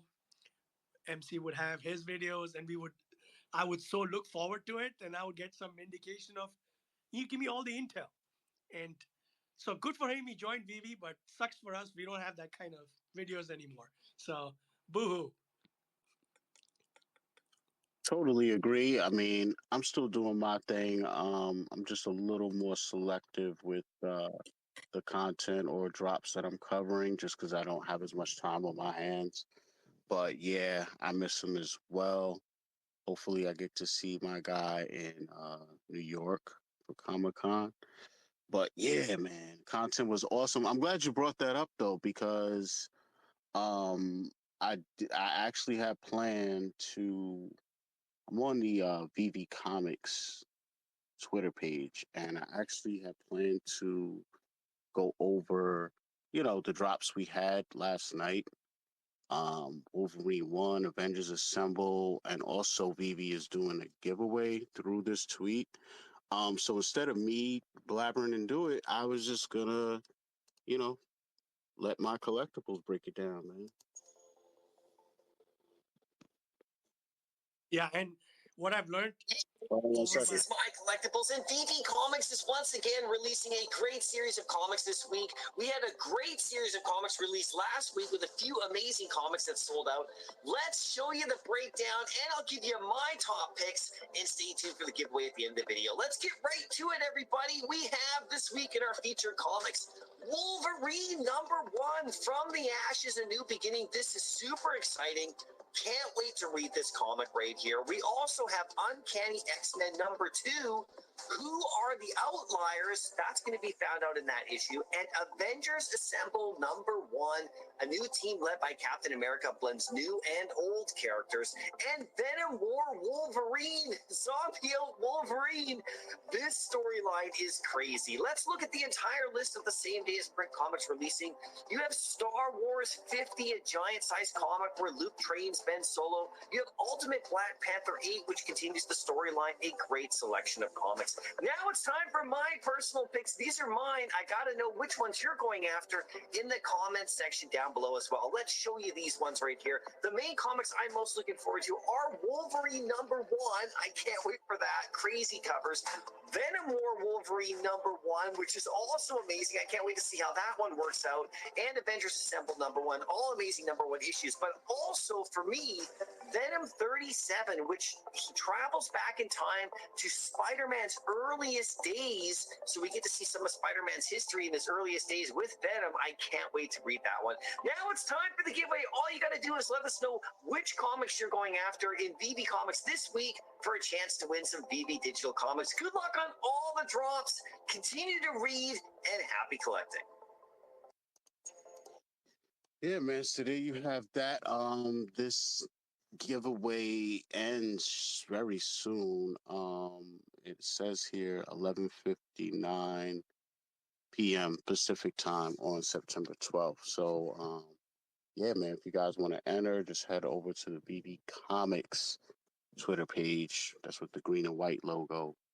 And leave a comment under that post, My Collectibles, giving us the breakdown, man. So, Guri, you had something.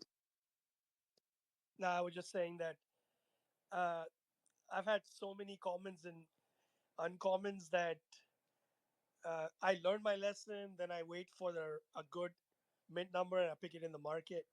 But then once in 3 months or once in 2 months, I forget that I had that lesson learned, and I just go ahead and, especially on the Tuesday night drops, I go for the Skottie Young covers, and I don't get any, and I'm like, damn it! I just spent $70 on all the comments. Oh well. So I feel I learned my lesson, and then lessons only learned for 2 months. Oh, So God. Hilarious, man. Nah, I feel your pain there. I do the same stupid thing once in a while. I'll go away and come back and go put some drop on it. But the thing I do like is the low mint numbers to where no matter what, it's like still only 1,000 of these, so still feels kind of good. I've had some decent, again, it feels different than when I go for a comic on the VeVe app. I know, we've had large edition sizes. We're down to 3,000. I get it, but I don't know. Between me either getting a very nice or double-digit mint number or a nice rarity, it's like my odds over there have just been better in general. It just feels different. I don't know if anybody else feels that way, but Better law of average. right. So, also, VeVe, speaking of Skottie Young, VeVe just announced a new Marvel artworks. I guess this is like one of those one-of-one pieces called Deadpool and the Mercs for Money #1, and the art is done by fan favorite Skottie Young. So I don't know. With less people in the space, man, you guys been feeling a little lucky. Like you gonna put a little bid in, try and roll the dice. What's going on? Who's balling out up here? Who's balling out in the space? I want to know. I would need like maybe 1,400 more gems in order to start bidding. So that's a no for me. But it is really nice though. I love all the artwork, the one of ones. It's just way, way out of my league. So I go to Skottie Young's website and they have slabs. They recently sold 9.9 signed slabs that came back. They were the Ninja Turtle ones with remarks for $1,000 or $1,200. So Skottie Young, one of one, or one of 20 slabs, or one of 10 slabs with his remarks for $1,000. Tough call. Ooh, yeah, that is tough. Yeah, that's rough, man. I wish I had the money to really even weigh those decisions out, but yeah, I'm a huge Skottie fan, man. So that would definitely be tough. Have you guys ever gone for any of the one of ones? Not just this one particularly? Yep. The first one, David Warhol. I'm proud of it. 1 gem. Oh. Smart. I went for the second one. What was the one where it was like just for you going for it, you got something? That was the first one, right? Yeah, the David Warhol, the first one. And what did they give for going for it? Picture of David with Andy Warhol's hair. Wait, so what was the original thing that was the bid on? Or no, sorry. That was the original. Right. The airdrop was it was like a younger version of Andy Warhol. Really? Yeah, it's like a portrait. I haven't seen any in the market. I don't think I'm familiar with that. I was always curious what the airdrop was. It's one of those collectibles that I think you have to search for. It's not in the brands tab where it has like its own thing. Mm-hmm. But yeah, Yep, $11.99 yeah, floor. yeah. What is it, Gary? Just search for Young or Warhol, Warhol. So it's another portrait, or what is it? Yeah, it's just a portrait, like his face on like a bluish purple background. And I remember going, like, I remember that was the first auction, and I was like, I'm just gonna put in something because if they do an airdrop for it, why not, right? And then they happened to do that, and that was the first time they ever. I was just thinking, no, I'm too broke. Yeah, I'll never get it. And I didn't even try. So silly. That's what happens when you're not like immersed in the NFT world to that degree to really know like what's possible and what can come out of just participating sometimes.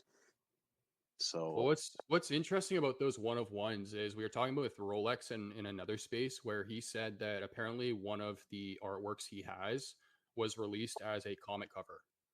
So the only difference apparently between his artwork that he has as a one of one is like the bottom part where you have like the artist signature and like the authentication part or whatever. yeah. But the artwork is apparently identical. And ever since he told me that, I have just completely lost interest in the one of ones. The only one of one that I would love to have is the Patrick Hughes one. Yeah. But yeah, of his face, that one is so cool. Yeah. Any of Patrick Hughes' pieces I love. But yeah, ever since Rolex pointed that out, I would love to get an answer from VeVe on that. Because I think they've done it with other comics in the past, right? Where they've released the same comic twice or by accident or something like that. I don't know. I don't know about the same comic. I heard some conversation that when they dropped VeVe comics that they dropped some Spider-Man comic that they dropped on the main app. Yeah, I think it was some type of variant though. What's funny is DeeOneAndOnly sent me that same exact comic like a couple of months before. I think the first time it dropped or after it dropped, something like that. D, you know anything about that comic? The one that had like it was on both apps? Yeah, That's they like dropped it on V. It was the one with like I think it's a bunch of like TV screens on the left hand side or something. I'm trying to remember. It was a yeah, bunch. Best of Miss Marvel.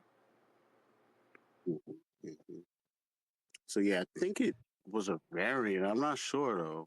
Yeah, I think there was a reason behind that one now that I think about it, but Mm-hmm. which I mean that is a little different anyways, but yeah, the one of one being the same as one of the comics is odd to me. Yeah.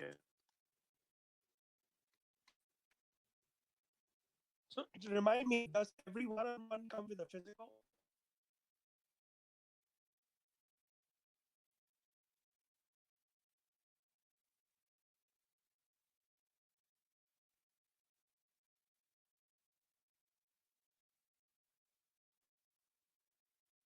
Because some do and some how No, it goes. no, not all of them. Okay, understood. That would be really cool though Mm-hmm.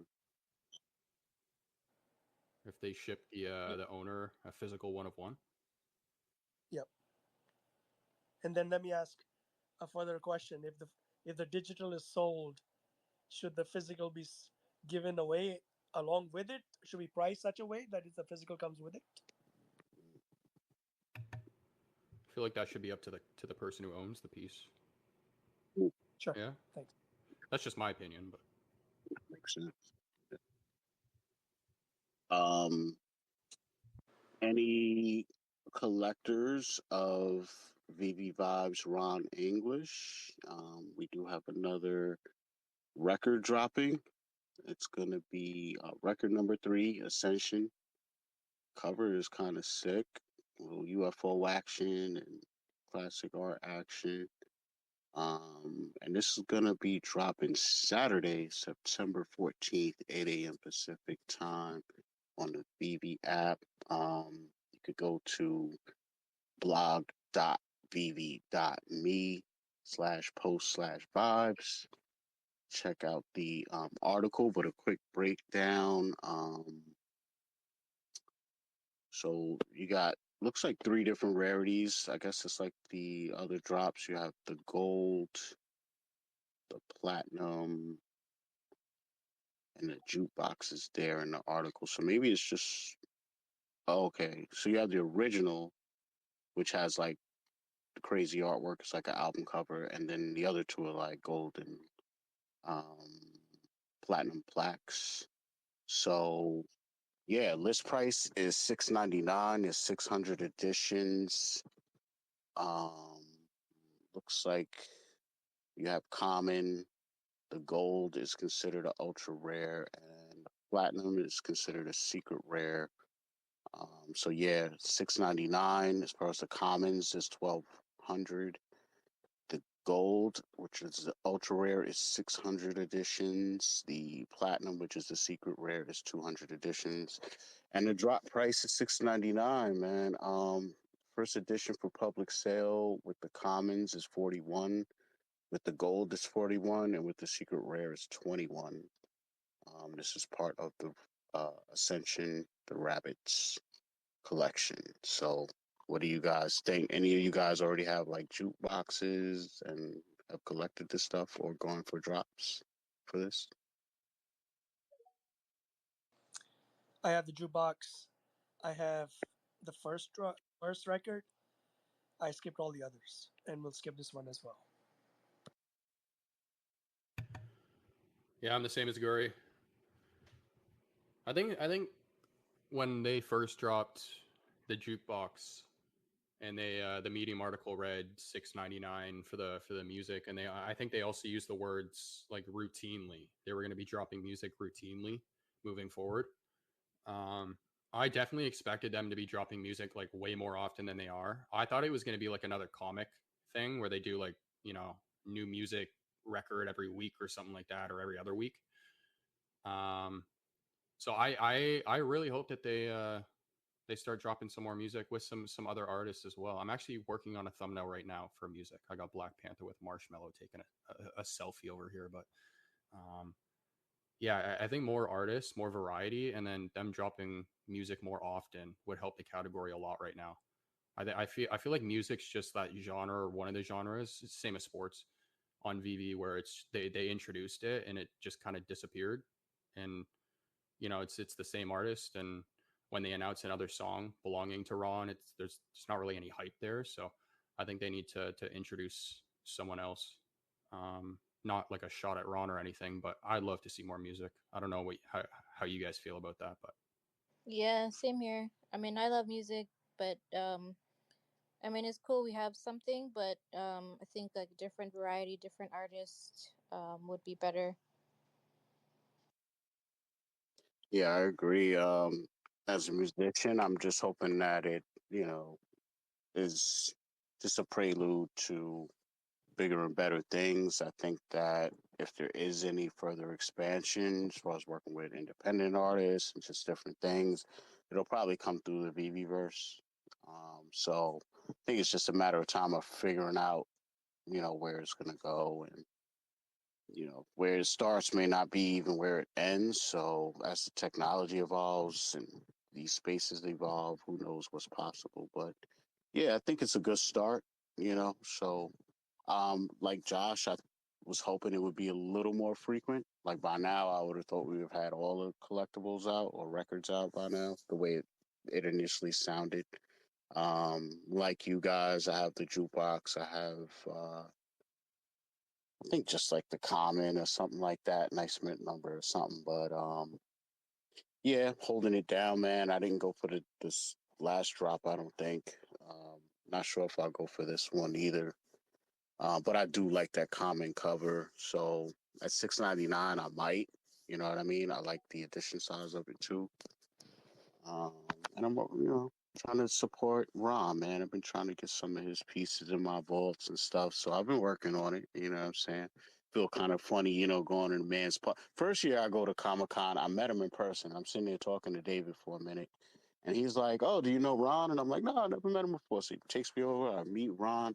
And then he's like, "So do you have any of Ron's stuff?" And he asked me just like right in front of the dude. And I literally had one of his joints. I don't remember what it was, but I had sold it, y'all. I had sold it like a month before this all happened. And I wasn't even thinking that this would happen.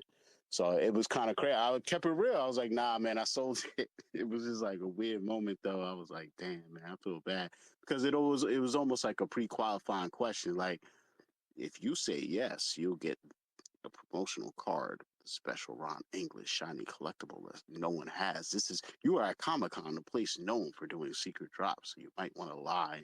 But then, we're in the NFT game, right? So someone could call you out. You know what I'm saying? And be like, "Oh, let me see your vault. Let me see your profile. Your collect. Which piece you got? What midnight?" You know what I'm saying? So I didn't want to.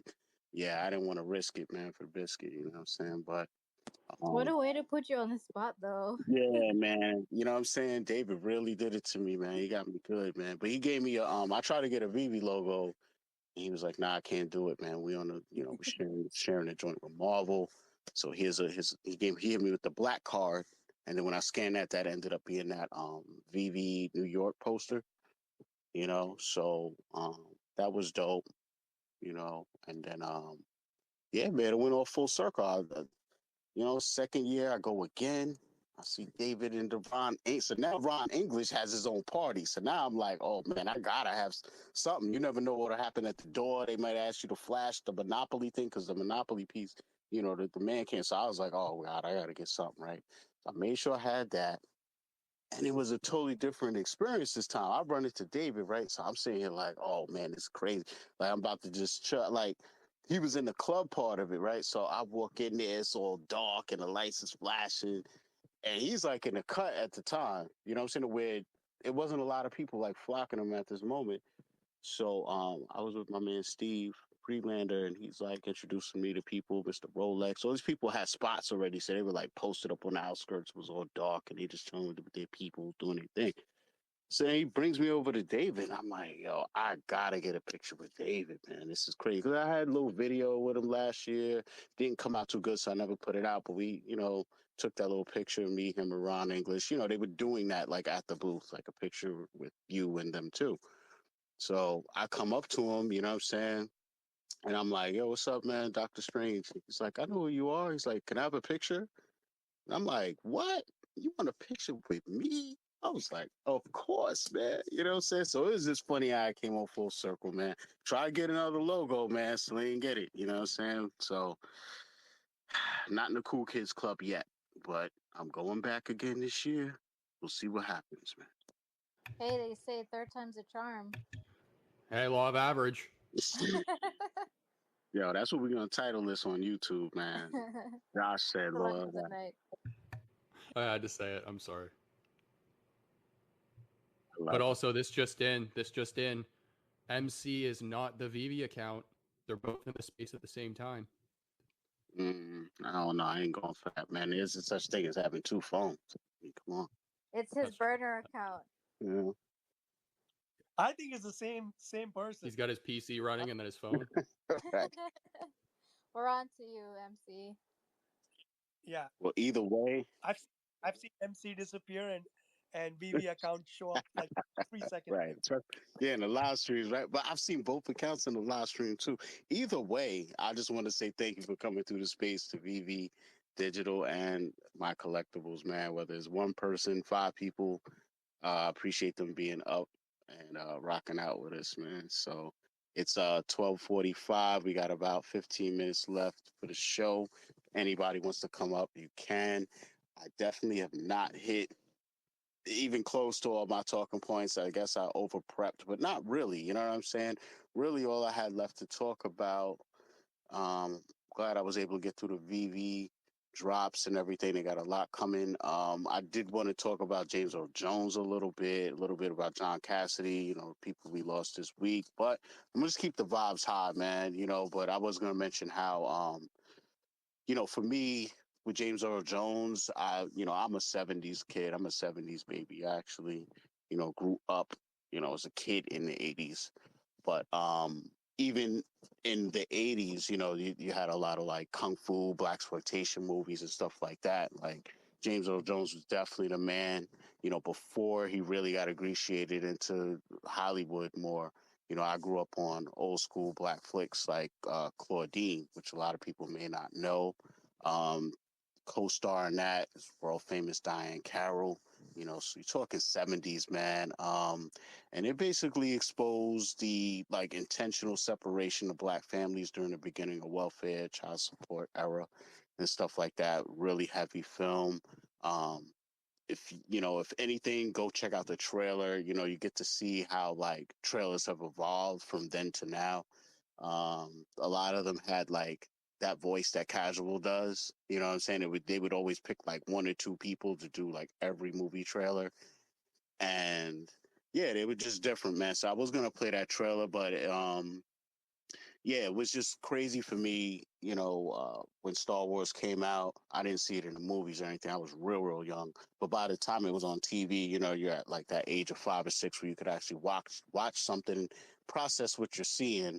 But at the same time, it was so innovative and different in the sci-fi space that, um, you know, and you're still like a kid, right? So to me, again, seeing Claudine and all these things that he was in, I knew his voice, I know his size, his shape. So when I saw Darth Vader and heard his voice, I just assumed, you know, James Earl Jones is Darth Vader. That's just what I thought.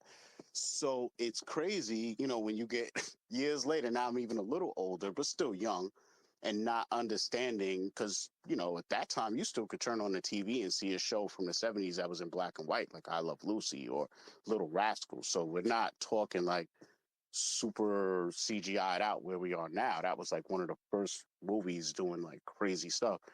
So I didn't even understand technology wise that like you could take a dude's voice and then just have another guy just doing gyrations and motions like he's talking. So for me, it was kind of wild when, you know, he told Luke, like, I'm your father. And I'm like, wait, Luke is biracial? I'm like, I'm Lord. I thought Luke was just. So I don't know, you know. And then when they split his wig open, I asked my father, like, what did they do to James Earl Jones? Why does he look like what happened? So I was just totally confused, man, you know, as a kid. But yeah, man, legendary actor, man. He did Sandlot and Lion King, all that good stuff, man. So any thoughts or anything about James Earl Jones for you guys?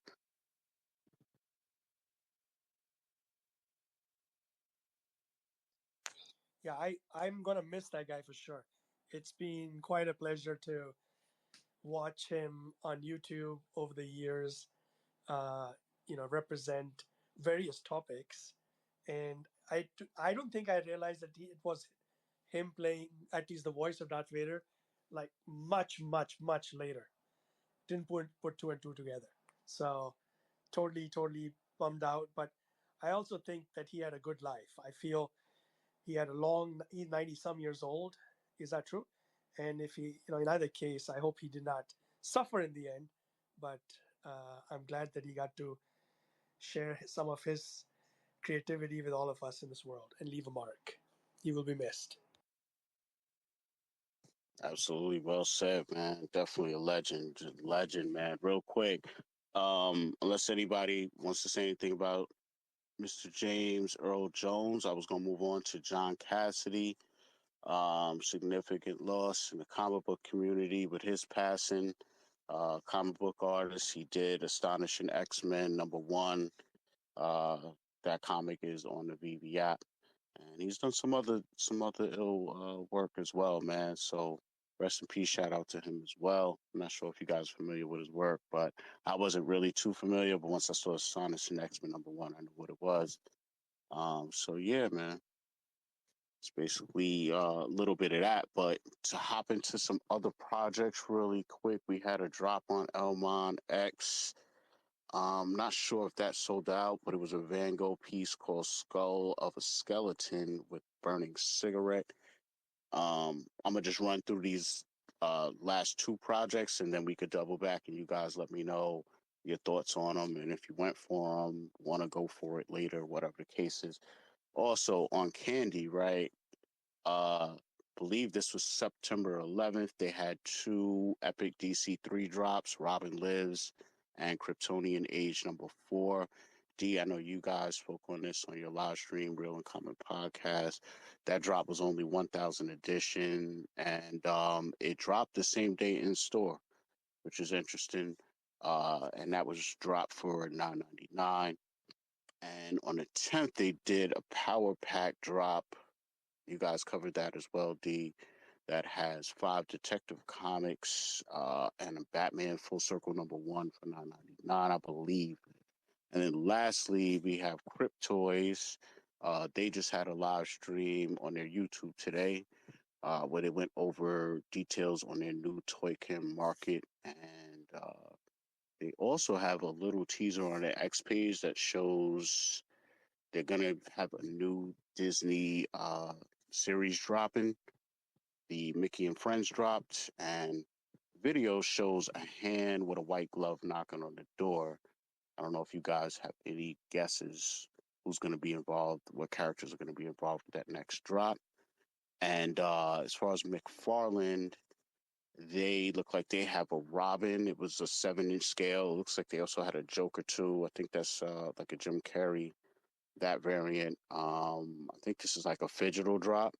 So I think, we're going to get those same statues in digital format uh, through purchasing, I think. So, yeah, some of this stuff D probably knows better than me because she already, covered some of this stuff on her show. So I don't know if you want to chime in first, but definitely want all your guys' thoughts on this before we close out.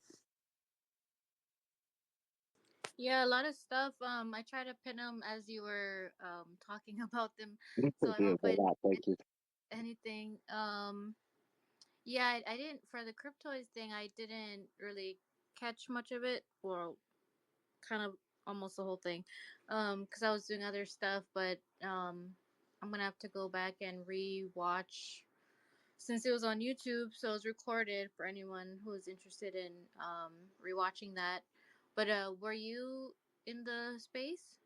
I was, man. One thing that they said that wasn't like quote unquote official that was interesting, just to extract the best of, alpha out of it, was someone asked a question in regard, I think it was just to like inoperability and be able to bring stuff on other platforms. And they were saying that,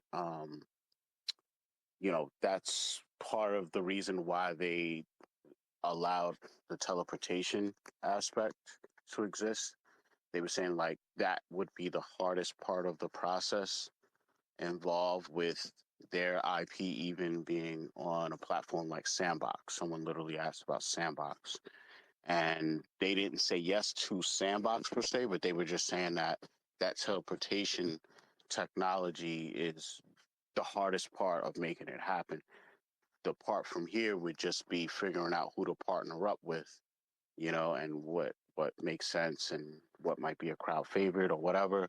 So yeah, they're saying, they're definitely open to, us taking one of their IPs, for example, taking Comet, Juno, and then you import it into Sandbox, and if they have a deal going on, then our character will present as, I guess, one of the 8-bit blocky type of characters, but still our character. So that's what people want, right? Is these characters being able to cross over in the platform. So looks like they're one of the first people in the space to at least have things set up to allow it to happen sooner than later.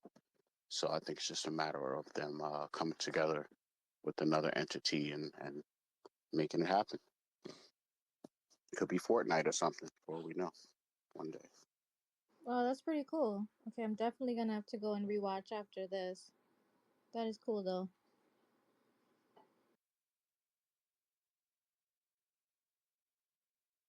Yeah, a couple of people I see were collecting the Elmon X that dropped with the Van Gogh piece.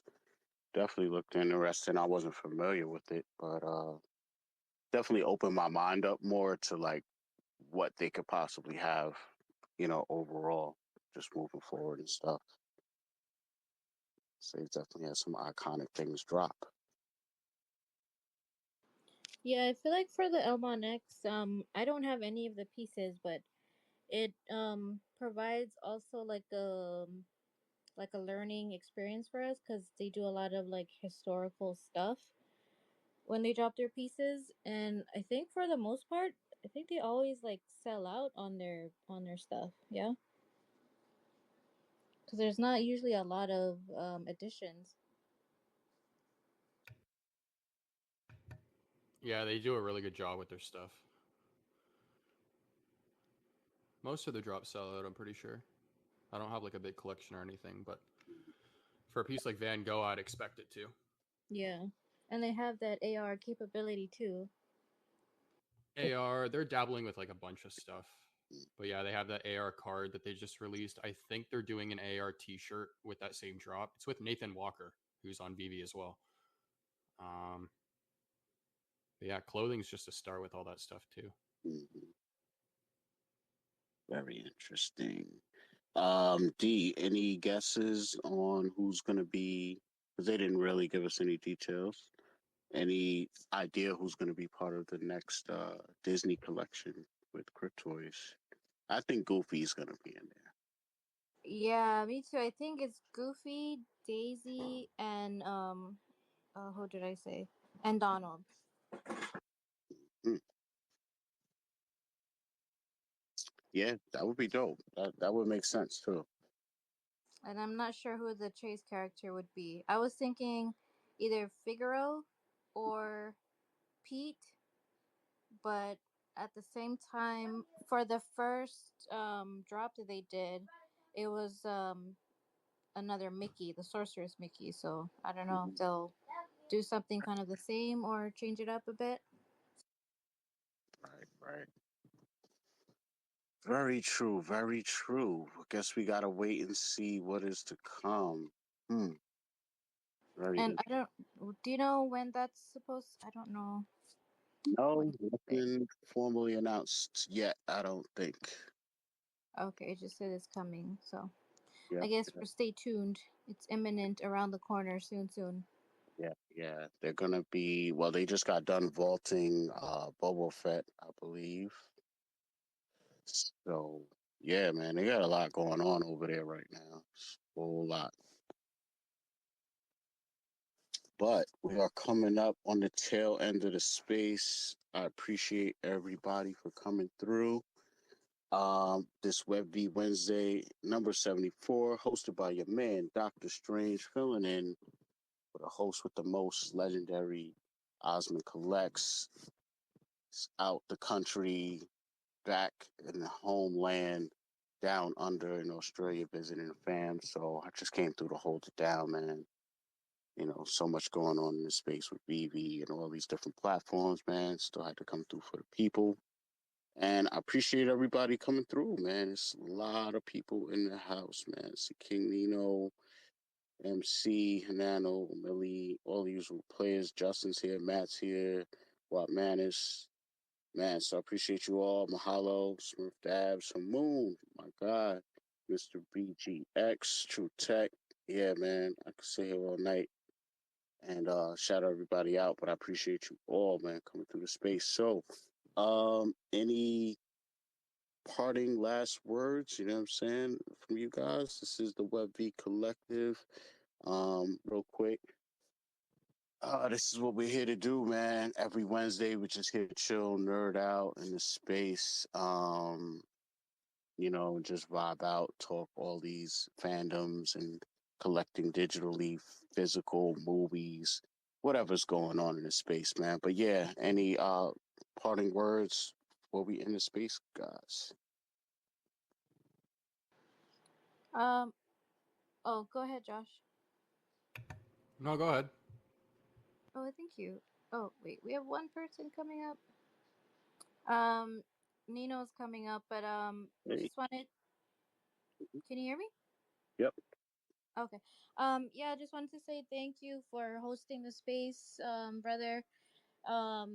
Your first time, great job. You know, everyone does their own spiel a little different, so you brought your own flavor to the space. And just yeah, it was a good conversations. Got to know a little bit more about New York, so we'll definitely have to hit you up when we make it there in real life. But yeah, great job on hosting this space and welcoming everybody. Thank you. I appreciate you coming through, holding it down. One of the best women and co-hosts in the game, in the space. Appreciate you so much. And I know you have a new addition to the family coming soon. So you know how it is, man. Send you all the love and wishes and everything for a healthy delivery, healthy baby, all that good stuff. So yeah, man.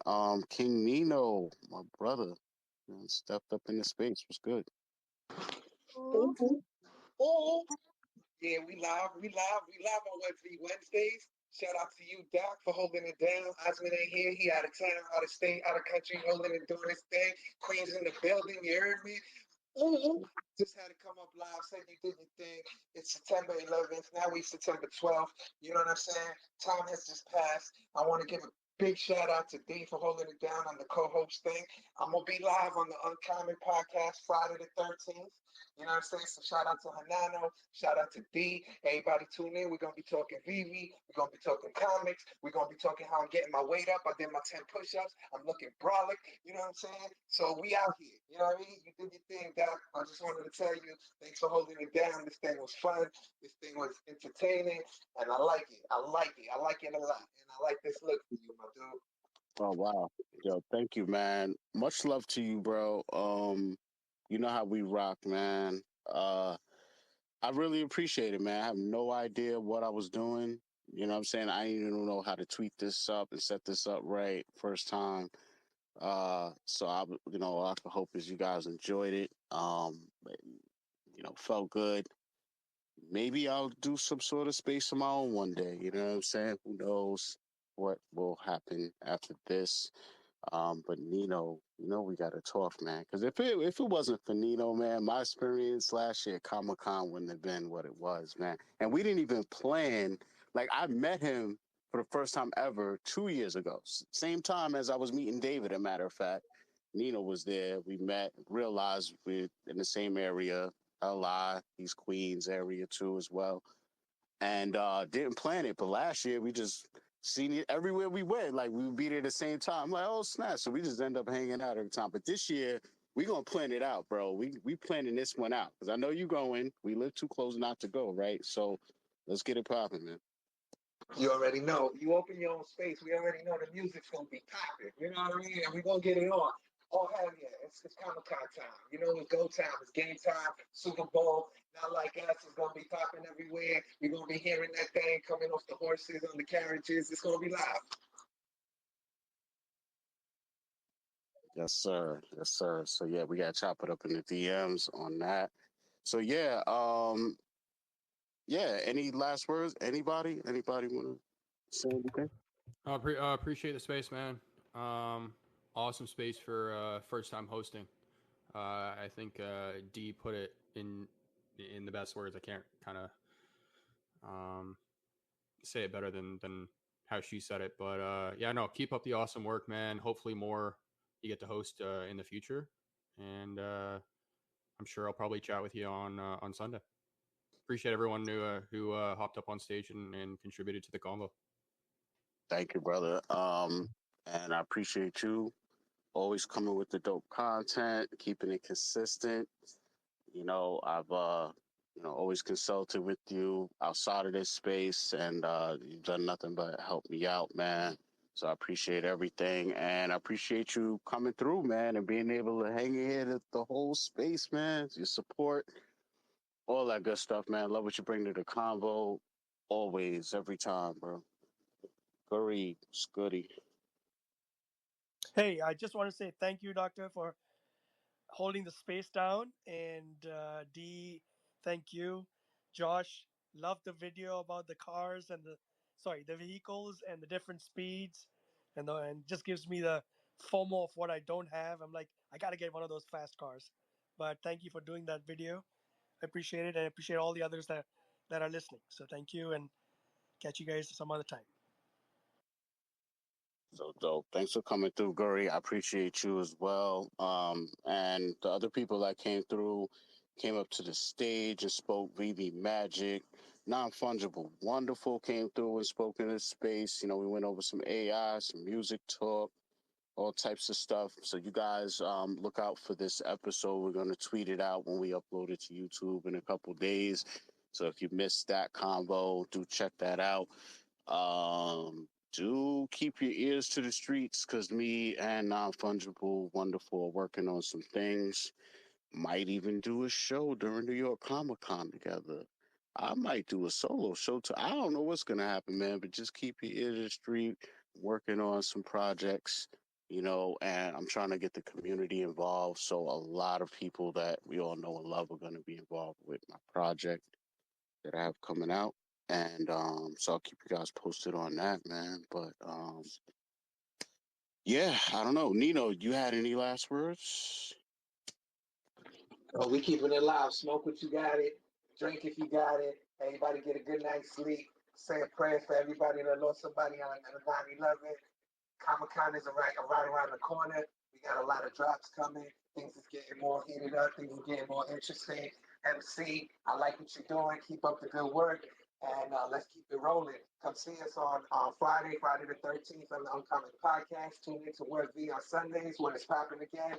And let's get it. Doc, once again, salute to you, my G. Holla at me. Yes, sir. I appreciate you, man. I don't think I could top that, man. So yeah, man. Thank you guys again coming through. Another VeVe Wednesday in the books. This is episode 74. And yeah, man, I'm gonna rock out with my intro as my outro, man. So next time, man. See y'all later. Have a strong, productive, and safe week. Spread love.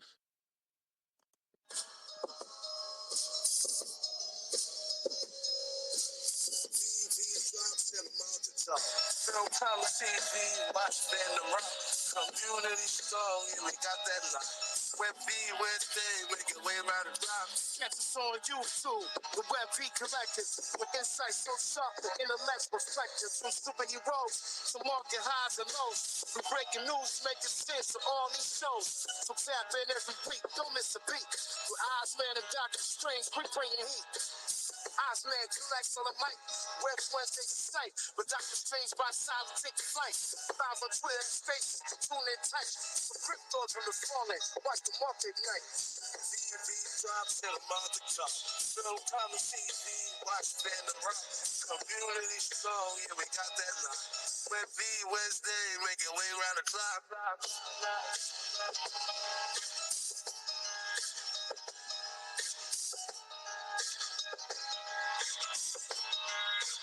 VeVe Wednesday, episode 74. Appreciate y'all coming through, man.